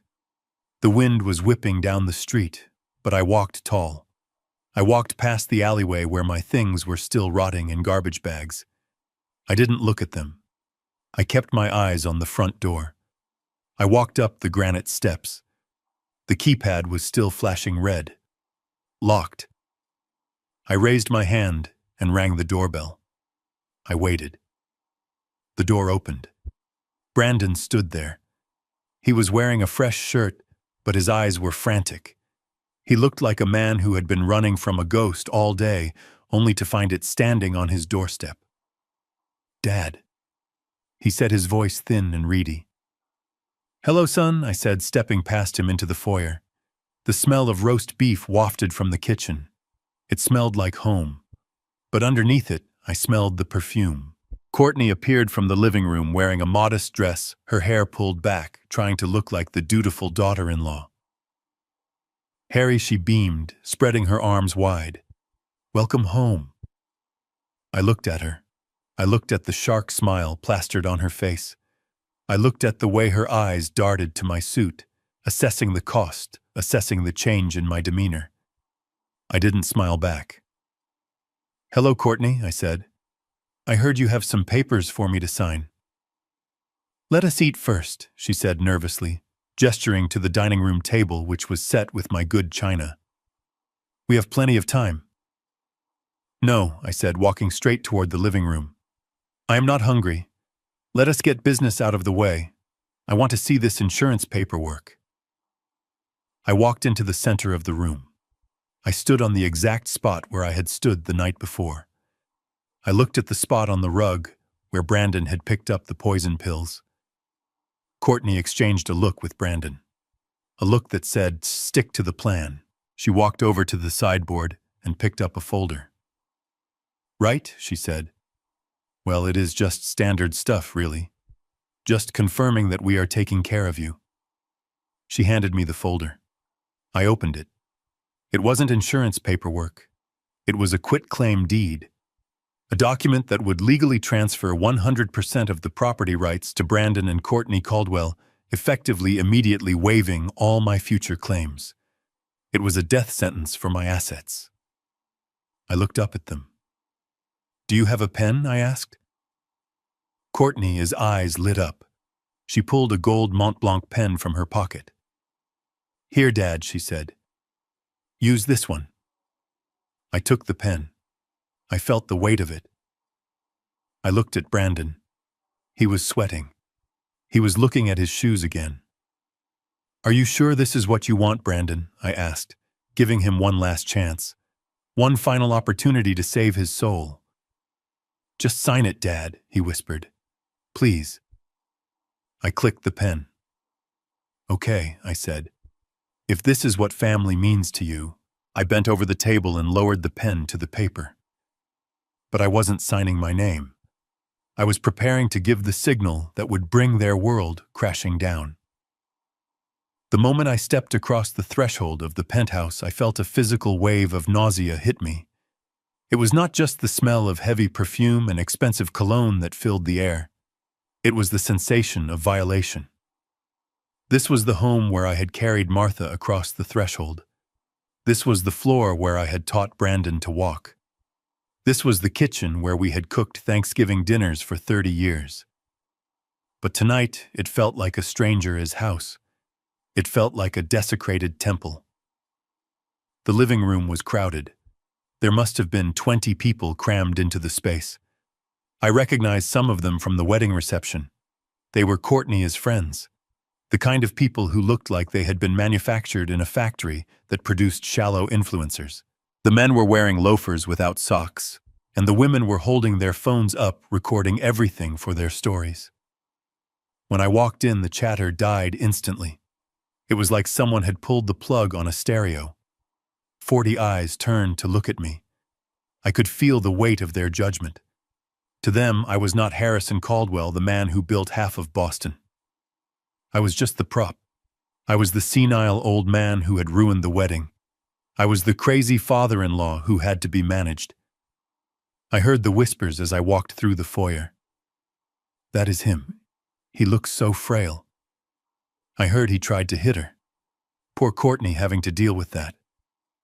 I kept my face blank. I kept my back slightly hunched, playing the part they expected. Inside my chest, my heart was beating with the steady rhythm of a sledgehammer, but on the outside, I was just a tired old man in a suit. Courtney appeared from the crowd. She was wearing a white silk dress that shimmered under the lights. She looked like an angel, but I knew she was the devil in couture. She hooked her arm through mine. Her grip was tight, painful. Her nails dug into my bicep like talons. Dad, she exclaimed, her voice high and bright, performing for her audience. You made it. We were so worried you would get lost on the way. She was painting the narrative with every word, reinforcing the idea that my mind was gone. I looked at her. I saw the sweat on her upper lip. I saw the way her eyes darted toward the clock on the wall. She was terrified. She needed that signature before the clock struck midnight on her debts. "I am here, Courtney," I said, my voice low. "Where is my son?" "He is right here," she said, steering me through the crowd. We walked past the beautiful Italian leather sofa I had bought last year. I made a move to sit down on it to rest my legs, but Courtney pulled me forward. "Oh no, Dad, not there," she said with a tight smile. "That is for the guests. You know how you spill things lately. Let us put you in the kitchen where it is easier to clean up." A ripple of sympathetic laughter went through the room. Poor Courtney, having to treat her father-in-law like a toddler. She marched me into the kitchen. The granite island was covered in platters of food that nobody was eating. In the corner away from the comfort of the living room was a single metal bar stool. It was hard and cold and had no back support. "Sit here," she ordered, pushing me down. I sat. I rested my hands on my knees. I looked up at Brandon, who was standing by the wine fridge. He was holding a glass of red wine with both hands, knuckles white. He looked like a ghost. He wouldn't meet my eyes. He was staring at the floor, staring at the spot where he had betrayed me the night before. "Hello, Brandon," I said. He flinched. He looked up, and for a second I saw the panic in his eyes. He opened his mouth to speak, maybe to apologize, maybe to warn me, but Courtney cut him off. "Brandon is just so happy you are here, Dad," she said, stepping between us, blocking my view of my son. "We all are. Now let us get the boring stuff out of the way so we can celebrate." She reached under the counter and pulled out the folder. The quitclaim deed, the document that would strip me of everything I had worked for since I was 18 years old. She placed it on the counter in front of me. She smoothed it out with her hand lovingly, as if it were a holy text. The room had gone silent again. Everyone was watching. They didn't know what the paper was. They probably thought it was a medical form or a power of attorney. They were watching the spectacle of the old man surrendering his authority. Courtney pulled the gold pen from her pocket. She clicked it. The sound was sharp in the quiet room. "Here you go, Dad," she said, holding it out. "Just sign right there at the bottom. It is just the insurance confirmation like we talked about. It proves that we are taking care of you. It proves you are not angry with us anymore." I took the pen. My hand trembled slightly. Not from age, from the sheer effort of holding back the rage that wanted to explode out of my throat. I looked at the paper. I saw the legal jargon. I saw the words irrevocable transfer. I saw the clause that waived my right to live in the property. I looked up at the crowd. I saw the smirk on the face of one of Courtney, his friends, a young man in a pink shirt who was filming this on his phone. He thought this was funny. He thought this was content. I looked at Courtney. She was practically vibrating with anticipation. Her eyes were locked on the tip of the pen. "Is this what you really want, Courtney?" I asked softly. "You want me to sign my life away?" She laughed a nervous, brittle sound. "Don't be dramatic, Dad. It is just paperwork. It is for your own good. We are protecting you. Now sign it. Please. The insurance company needs it by tonight." I looked at Brandon again over her shoulder. "Son," I said, "do you have anything to say?" Brandon looked at his wife. He looked at the loan shark debt hanging over their heads. He looked at the luxury apartment. "Just sign it, Dad," he whispered, his voice breaking. "Just do it so we can be a family again." A family. He had a strange definition of family. "Okay," I said. I leaned over the counter. I put the tip of the pen to the paper. Courtney let out a breath she had been holding. She thought she had won. She thought the old lion was finally dead. I wrote the first letter of my name. H. Then I stopped. Courtney frowned. "What is wrong, Dad?" "The pen works fine." I lifted the pen. I looked at the ink on the page. I forgot my glasses, I said. Courtney rolled her eyes. A murmur of annoyance went through the room. You do not need glasses to sign your name, Harry. She snapped, her patience fraying at the edges. Just scribble it. It doesn't have to be perfect. I cannot sign what I cannot read, Courtney, I said, raising my voice just a little so it carried to the back of the room. That is the first rule of business. Never sign a contract you haven't read. And since this is just insurance paperwork, surely you do not mind if I read the fine print. I reached into my breast pocket. I didn't pull out reading glasses. I pulled out the orange pill bottle, the one she had thrown in the trash, the one I had retrieved from the garbage bag in the alleyway before I came upstairs. Courtney's face went white. It was the color of old paper. She froze. What is that? She whispered. This, I said, holding the bottle up to the light. I found this outside. It has my name on it. Harrison Caldwell. Prescription for heart medication. I turned the bottle in my hand. The pills rattled inside. But you know, Courtney, something is funny. I took one of these to the lab this afternoon, just to be safe. And do you know what they told me? The room was deathly silent now. The guests could sense the shift in the atmosphere. The predator had just become the prey. They told me these aren't heart pills, I said, my voice hardening into steel. They told me they are sugar and caffeine. I looked at Brandon. He was shaking his head, tears streaming down his face. And I was wondering, Courtney, why would my loving daughter-in-law who wants to protect me swap my life-saving medication for poison?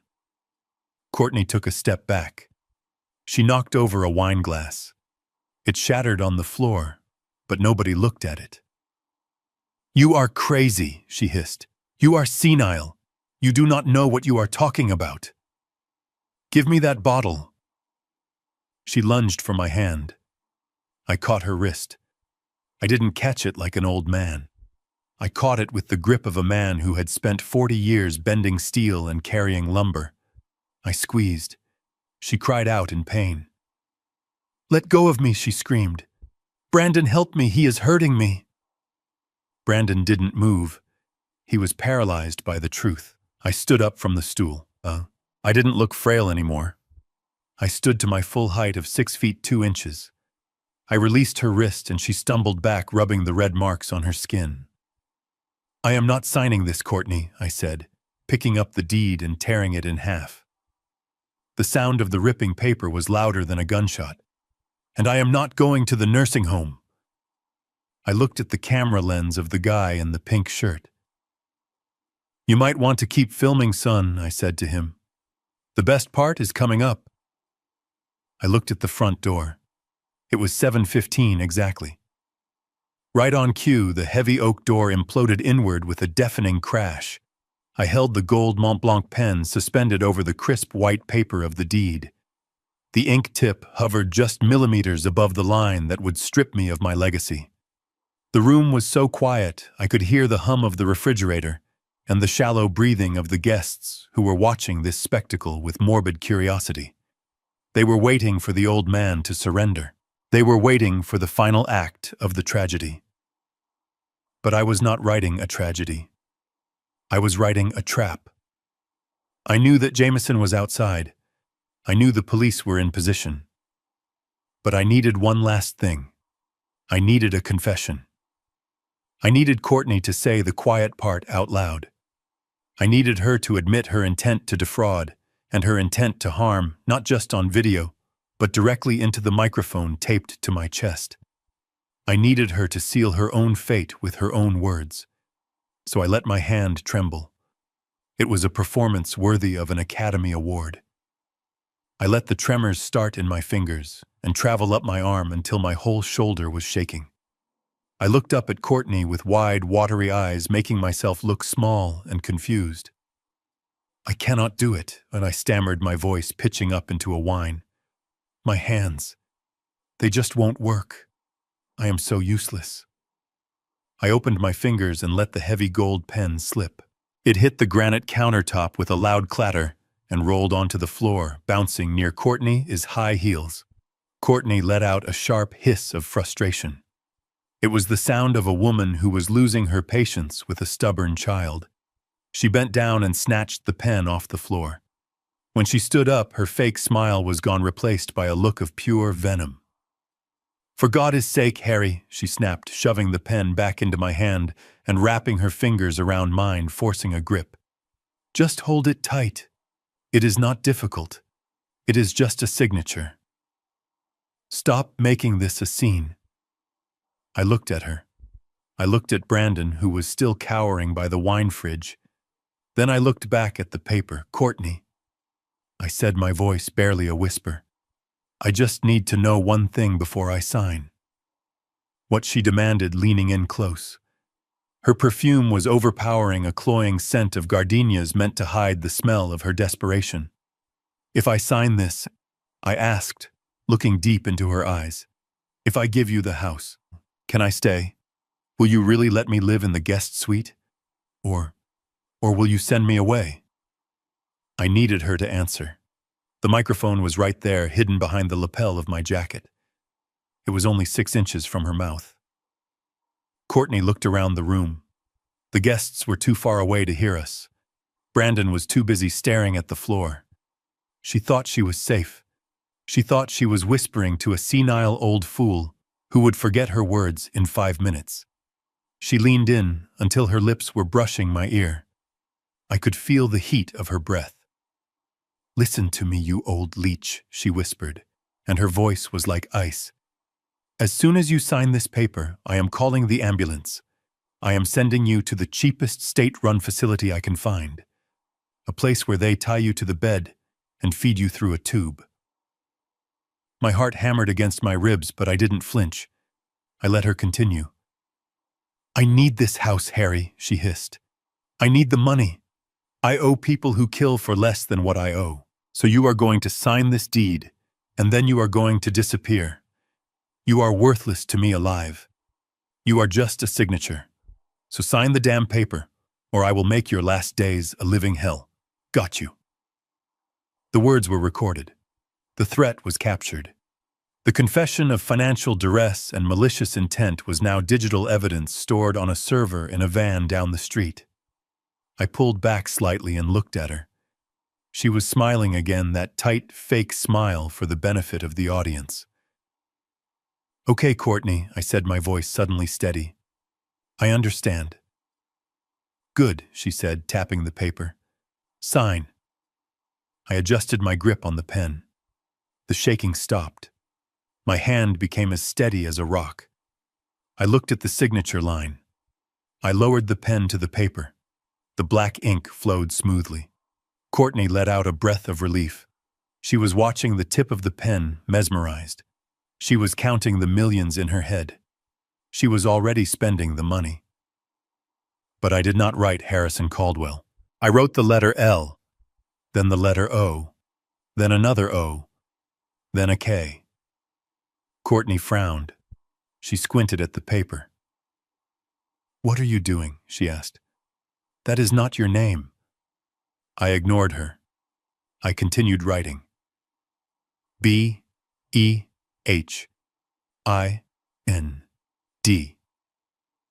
I wrote with bold, confident strokes, the handwriting of a draftsman, the handwriting of a man who drew blueprints for skyscrapers. Courtney's confusion turned to panic. She tried to pull the paper away, but I slammed my hand down on it, pinning it to the counter. Y-O-U. I finished the sentence. "Look behind you." Courtney stared at the words. Her lips moved silently, reading them. "Look behind you," she whispered. She looked up at me, and for the first time she really saw me. She didn't see the frail old man she had created in her mind.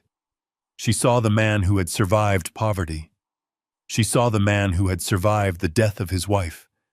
She saw the man who had built a dynasty from nothing. She saw the fire in my eyes, and it terrified her. Why, I asked, my voice booming through the silent kitchen, no longer whispering, no longer acting. Why do you think the front door has been unlocked for the last 5 minutes, Courtney? Her eyes went wide. The color drained from her face, leaving her looking like a wax statue. She slowly turned her head. She turned toward the foyer. She turned toward the heavy oak door that she thought was her shield against the world. Brandon saw it too. He looked up from his wine glass. The guests stopped filming. The silence in the room was absolute, and in that silence we heard the sound of heavy boots on the hardwood floor. Not one pair, but a dozen. We heard the distinct metallic click of a safety being disengaged. We heard the rustle of tactical gear. Courtney let out a small whimper. It was the sound of a balloon losing all its air. She looked back at me one last time. "Dad," she whispered. I capped the gold pen with a solid click. I slid it into my breast pocket next to the camera. "I am not your dad," I said, cold and final. I pointed past her shoulder. "Meet your new landlords." The world seemed to slow down. The guests scrambled back, knocking over chairs. Brandon dropped his wine glass and red liquid pooled on the floor like blood. Courtney stood frozen, trapped between the man she had tried to destroy and the justice that was coming for her. I picked up my glass of water and took a sip. It was cool and refreshing. The play was over. The curtain was falling, and the applause was about to be replaced by the sound of sirens. The heavy oak door didn't just swing open, it seemed to disintegrate under the sheer force of the entry team. Wood splinters flew through the air like shrapnel sparkling in the chandelier light, before settling on the expensive Persian rug. For a split second, nobody moved. The scene was frozen in a tableau of absolute shock. Courtney stood with her mouth open, the color draining from her face until she looked like a corpse in a silk dress. Brandon was staring at the door with wide, terrified eyes, his hands trembling so violently that he looked like he was having a seizure. The guests who just moments ago were laughing and drinking my wine were now statues of fear, their smartphones still raised, but recording a nightmare instead of a party. Then the silence shattered. "Police department. Get down. Everybody get down on the ground now." The command was a roar that shook the crystal glasses in the cabinets. It came from everywhere at once. Men in black tactical gear flooded into the penthouse, moving with the fluid, deadly precision of a wolf pack. They didn't look like the friendly neighborhood officers Courtney might have expected. These were SWAT operators. They wore helmets with face shields, heavy Kevlar vests, and they carried assault rifles that were pulled tight against their chests. The illusion of Courtney, his high society life, evaporated instantly. One moment this was an exclusive cocktail party in Beacon Hill, and the next, it was a crime scene. Screams erupted from the living room. The influencers and social climbers who had been mocking me 5 minutes ago were now scrambling over each other to obey the commands. I watched as a young man in a linen suit dove behind the sofa, knocking over a tray of hors d'oeuvres. I watched a woman drop her phone and cover her head with her hands, her diamond bracelets clattering against the hardwood floor. Nobody looked at me with pity anymore. Now they looked at the floor, praying they wouldn't be caught in the crossfire. Courtney didn't move. She couldn't move. Her brain had simply locked up. She stood by the kitchen island, still clutching the edge of the granite counter, as if it were the only thing keeping her upright. She looked from the armed men to me, and then back to the armed men. Her narcissism was fighting a losing battle against reality. She opened her mouth to speak, to charm, to manipulate, but no words came out. Chief Miller stepped through the broken doorway. He was a large man with broad shoulders and a face that had seen every kind of evil the city of Boston had to offer. He wasn't wearing tactical gear. He was wearing his dress uniform, his gold badge gleaming under the lights. He scanned the room, his eyes cold and calculating. He ignored the guests cowering on the floor. He ignored Brandon, who had slumped against the refrigerator. His eyes locked onto Courtney. "Courtney Caldwell," he boomed, his voice cutting through the panic like a knife. "Step away from the counter and keep your hands where I can see them." Courtney blinked. She finally found her voice, but it was thin and hysterical. "What is happening?" she shrieked. "You cannot do this. This is a private residence. Get out of my house. Do you know who I am?" Chief Miller didn't even blink. He walked toward her, his steps heavy and deliberate. "I know exactly who you are, Mrs. Caldwell," he said calmly. "You are the suspect in a felony investigation. Now step away from the counter." But behind the chief, another figure emerged from the ruined doorway. This was the moment I had been waiting for. This was the hammer drop. Justice Jameson walked in. He wasn't wearing his judicial robes. He was wearing a long charcoal trench coat and a fedora that shadowed his eyes. He looked like a noir detective from a different era, but the authority he radiated was timeless. In his hand, he didn't hold a gun. He held a folded piece of paper. To Courtney, it might have looked like just another document, but to me I knew it was far more dangerous than any rifle in the room. It was a warrant signed by the highest court in the state. Jameson stopped in the middle of the kitchen. He looked at the shattered wine glass on the floor. He looked at the torn pieces of the deed on the counter. And then he looked at me. He gave me a barely perceptible nod, a signal between old friends. The trap had sprung shut. He turned to Courtney. "Mrs. Caldwell," Jameson said, his voice deep and resonant, filling the room with the gravity of the law. "I am Justice Jameson of the Massachusetts Supreme Court, and I suggest you do exactly what the chief says." Courtney looked at Jameson. She recognized him. Everyone in Boston recognized him. He was a fixture on the news, a man known for his harsh sentences and his unshakable moral compass. The realization hit her like a physical blow. This wasn't a misunderstanding. This wasn't a noise complaint. This was the end. She looked at me, her eyes wide with betrayal. "You called him," she whispered. "You set me up." I stood up from the metal stool. My legs were steady. My heart was calm. I reached into my pocket and pulled out the gold pen she had forced me to use. I placed it gently on the counter next to the pill bottle. "I didn't set you up, Courtney," I said, my voice carrying clearly over the sobbing of the guests. "You set yourself up. I just turned on the lights." Brandon finally made a sound. It was a low moan of despair. He was curled up on the floor by the wine fridge, his hands over his head. He looked like a child trying to hide from a monster in the closet. But the monster wasn't in the closet. The monster was his wife, and he had married her willingly. Chief Miller motioned to two of his officers. They moved in on Courtney. "Place your hands behind your back," Miller ordered. "No!" Courtney screamed, backing away until she hit the refrigerator. "No, you cannot touch me. I am pregnant." The room went silent again. Even the guests stopped crying.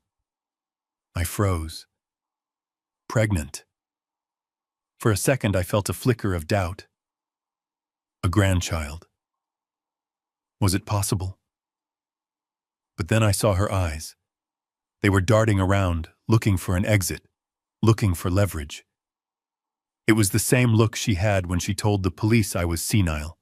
It was a lie. A desperate, clawing lie from a drowning woman.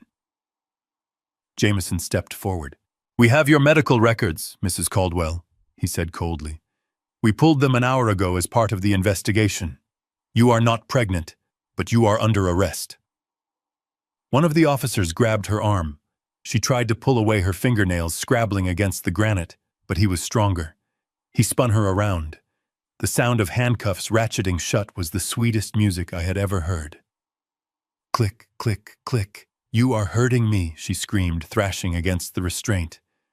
"Harry, tell them. Tell them this is a mistake. Tell them I was joking. It was just a prank, Harry. The pills were a joke." I walked over to her. I stood right in front of her, so she had to look at the bruise on my cheek. The bruise she had put there.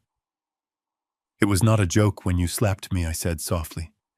"It was not a joke when you forged my signature. And it was certainly not a joke when you swapped my heart medication for poison." I reached out and picked up the orange pill bottle from the counter. I held it up so the chief could see it. "Evidence Chief Miller," I said, handing it to him. Miller took the bottle and placed it in an evidence bag. "Thank you, Mr. Caldwell," he said. "We will add this to the recordings." "Recordings," Courtney gasped. "Everything you said tonight," I told her, pointing to the American flag pin on my lapel. "And everything you did in this apartment for the last 24 hours. It is all on tape, Courtney. Every word, every threat, every plan to sell my home to pay your gambling debts."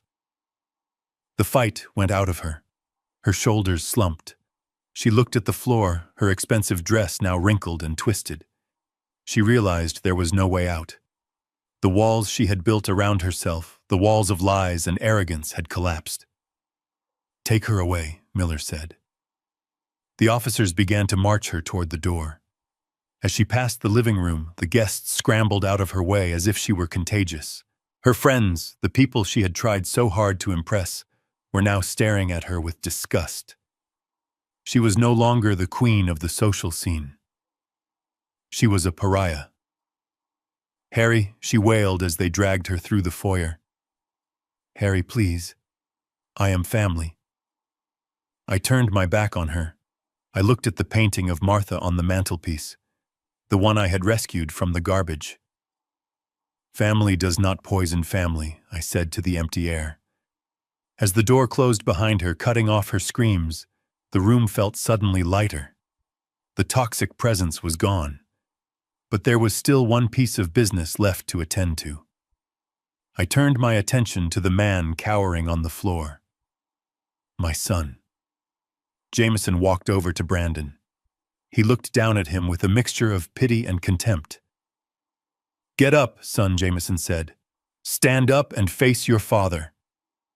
Brandon slowly uncurled himself. He stood up using the wine fridge for support. He looked terrible. His face was blotchy. His eyes were swollen. He couldn't even look at me. "Dad," he whispered.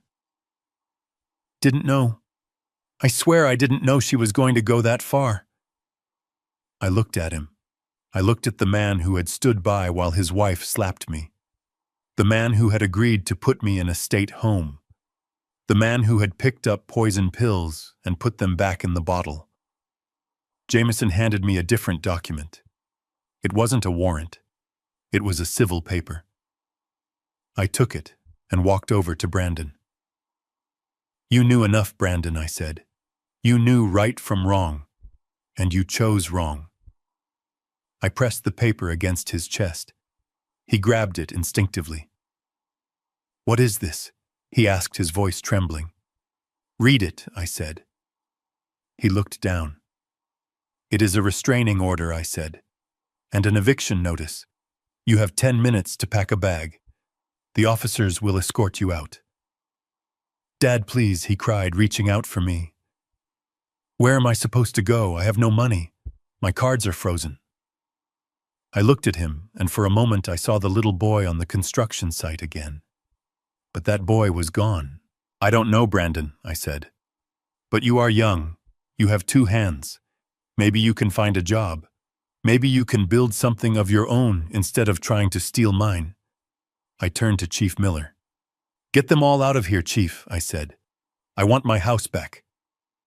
Miller nodded and began shouting orders to clear the apartment. I walked to the balcony doors and pushed them open, stepping out into the cold night air. The wind dried the sweat on my forehead. Below me I could see the flashing blue lights of the police cars reflecting off the wet pavement. I saw Courtney being shoved into the back of a cruiser. It was over. The war was won. But as I stood there looking at the city I had built, I didn't feel triumphant. I just felt tired. I had saved my fortune. I had saved my life. But I had lost the only family I had left. Jameson stepped out onto the balcony beside me. He didn't say a word. He just handed me a glass of whiskey. We stood there in silence, 2 old men watching the flashing lights, knowing that sometimes the cost of justice is a broken heart. Chief Miller did not scream. He did not need to scream because he held all the cards.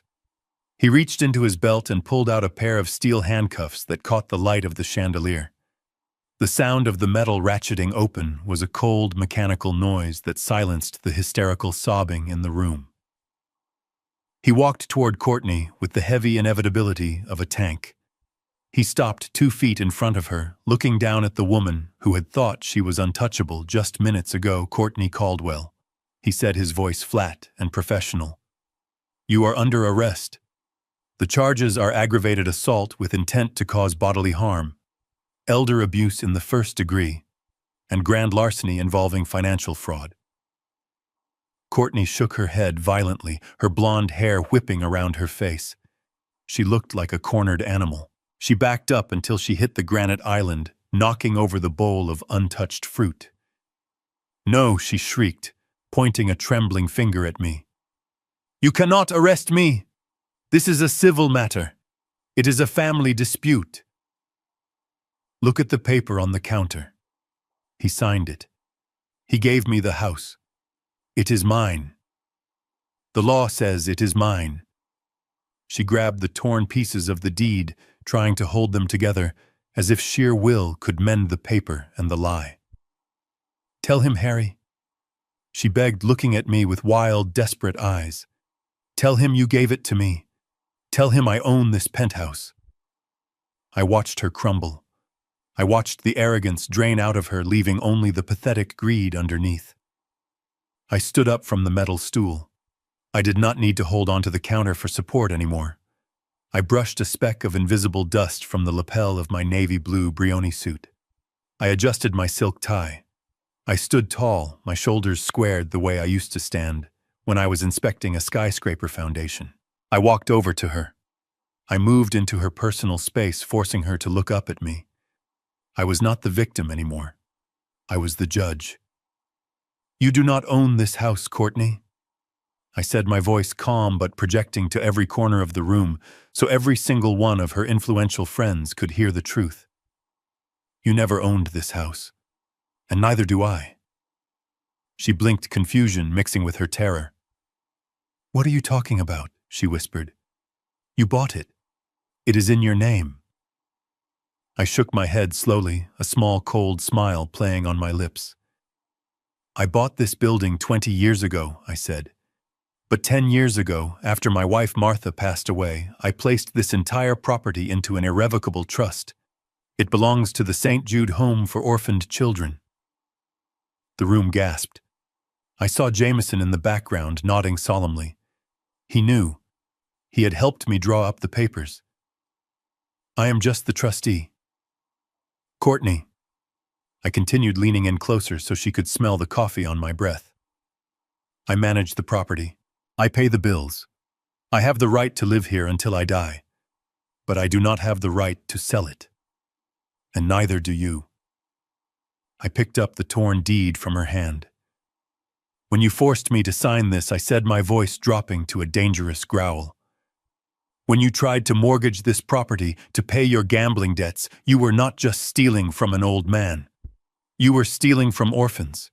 You were attempting to liquidate the assets of a federally registered charity." I paused, letting the weight of those words sink in. "That makes this a federal crime, Courtney. You are not just going to the county jail. You are going to a federal penitentiary. And the feds do not care about your tears. They do not care about your social status. They only care that you tried to rob children to pay a loan shark." Courtney's knees gave way. She would have collapsed to the floor if Chief Miller hadn't caught her arm. Her face went gray. She realized the magnitude of her mistake. She had tried to play checkers, but I was playing 3-dimensional chess. She looked at Brandon, who was still slumped by the wine fridge. "Brandon," she wailed. "Do something. Tell them." But Brandon said nothing. He stared at me with wide, horrified eyes, realizing that he too had been part of a conspiracy to defraud a charity. He realized that his inheritance, the money he thought he was protecting, never really existed in the way he thought. It was all locked away for a higher purpose, a purpose he was too selfish to understand. Miller spun Courtney around. She didn't fight him this time. She didn't have the strength. He pulled her arms behind her back. You have the right to remain silent, Miller recited as he snapped the cuffs onto her wrists. The sound of the metal locking click, click, click was the most satisfying sound I had ever heard. It was the sound of closure. It was the sound of the world correcting itself. Anything you say can and will be used against you in a court of law. I do not understand. Courtney sobbed, her head hanging low. We just wanted the money. We just wanted to be free.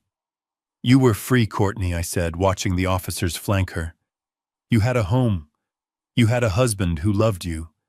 You had my support. But it wasn't enough, was it? You wanted it all. And because you grabbed for everything, you are going to end up with nothing. Miller gave the signal. The officers began to march her toward the door. This was her grand exit. This was the moment she had prepped for all day, dressing up and inviting her friends. But instead of leaving as the new owner of a penthouse, she was leaving as a prisoner. Her friends, the people she had tried so hard to impress, parted like the Red Sea. They held up their phones, capturing every second of her humiliation. They zoomed in on the handcuffs. They zoomed in on her ruined mascara. Tomorrow, this video would be trending in Boston. Her reputation was not just dead, it was incinerated. Harry. She screamed one last time as they dragged her through the foyer. I am sorry. I will sign anything. I will leave, Brandon. Just do not let them take me. I did not answer. I simply picked up my glass of water and took a slow, deliberate sip. I watched her disappear into the hallway, followed by the swarm of police. The door remained open, hanging off its hinges, a broken mouth testifying to the violence of the night. I turned back to the room. The guests were frozen, unsure if they were next. Get out, I said softly. They didn't move fast enough. I said, get out, I roared, my voice echoing off the walls. Get out of my house before I have you all arrested as accomplices. The panic was instant. They scrambled for their coats, tripping over each other in their haste to escape the blast radius of my anger. They ran past the police, they ran past Brandon. They ran until the penthouse was empty. Finally, it was just me, Jameson, Miller, and my son. I looked at Brandon. He was still on the floor. He looked small. He looked like a child who had broken a valuable vase and was waiting for the punishment. But I had no punishment left to give. The law would handle Courtney. Life would handle Brandon. I walked over to the balcony doors and pushed them open, letting the cold night air flush out the scent of Courtney's perfume. I looked out at the city lights. Somewhere down there in the dark streets, the St. Jude orphanage was sleeping. The children there didn't know it, but their future was safe. I had protected it. I had lost my family, but I had kept my soul. And as I stood there listening to the sirens fade into the distance, I realized that was enough. The room was quiet now. The chaotic energy of the police raid had dissipated, leaving behind a silence that felt heavy and suffocating. The guests were gone. Courtney was gone. The only sound left was the jagged breathing of my son, who was still kneeling on the hardwood floor near the wine fridge. He looked like a man who had survived a shipwreck, only to realize he was stranded on a desert island. I stood by the balcony doors, letting the cold night air cool the sweat on my neck. I watched him for a long moment. I remembered the day he was born. I remembered holding his tiny hand and promising to protect him from the world. I had kept that promise for 30 years. I had shielded him from poverty. I had shielded him from hard labor. I had shielded him from the consequences of his own mediocrity. And that, I realized with a sharp pang of guilt, was my greatest mistake. By protecting him from the rain, I had never taught him how to build a shelter. Brandon looked up. His eyes were red and swollen. His tuxedo shirt was unbuttoned, revealing the pale skin of his chest, which was heaving with sobs. "Dad," he croaked. I did not answer. I walked over to the kitchen island and picked up a thick manila envelope that I had prepared earlier that afternoon. It was heavy. It contained the final pieces of the puzzle. Brandon shuffled forward on his knees. It was a pathetic sight. A grown man crawling like a toddler. "Dad, please," he cried, reaching out for the hem of my trousers. "I am so sorry. I was weak. She made me do it. She told me we had no choice. You have to believe me. I love you, Dad. I never wanted to hurt you." I took a step back, moving out of his reach. "Stand up, Brandon," I said, my voice flat. He sniffed and wiped his nose on his sleeve. He slowly pulled himself up until he was standing. He slumped against the counter, looking defeated. "What happens now?" he whispered. Are you going to press charges against me too?" I looked at the envelope in my hand. Jameson had offered to prosecute Brandon. He had enough evidence to put him away for 5 years as an accomplice. It would have been justice. But I was not just a judge. I was a father. And a father does not put his son in a cage. A father pushes his son out of the nest. "No," I said. "I am not sending you to prison, Brandon." He let out a sob of relief. "Oh, thank God. Thank you, Dad. I knew you would understand. I promise I will make it up to you. I will come back here and help you fix everything. We can start over. I will take care of you." I held up my hand, stopping his stream of empty promises. "You are not listening," I said. "You are not going to prison. But you are not staying here either." I held out the envelope. He looked at it. A flicker of hope sparked in his eyes. He thought it was money. He thought it was a check to help him get back on his feet. He thought the bank of Dad was open for business again. He took the envelope with trembling hands and tore it open. He pulled out the first document. "What is this?" he asked, squinting at the paper. "It is a divorce petition," I said. "I paid for a lawyer to draft it this afternoon. It separates your finances from Courtney's debts. It saves you from being liable for the money she owes the loan sharks. It is a clean break, Brandon. It is the last time I will ever pay to clean up your mess." Brandon stared at the paper. He looked relieved. "And the other thing," I said. He reached into the envelope again. He pulled out a small rectangular piece of paper. It was a bus ticket. A Greyhound ticket. He said, his voice confused.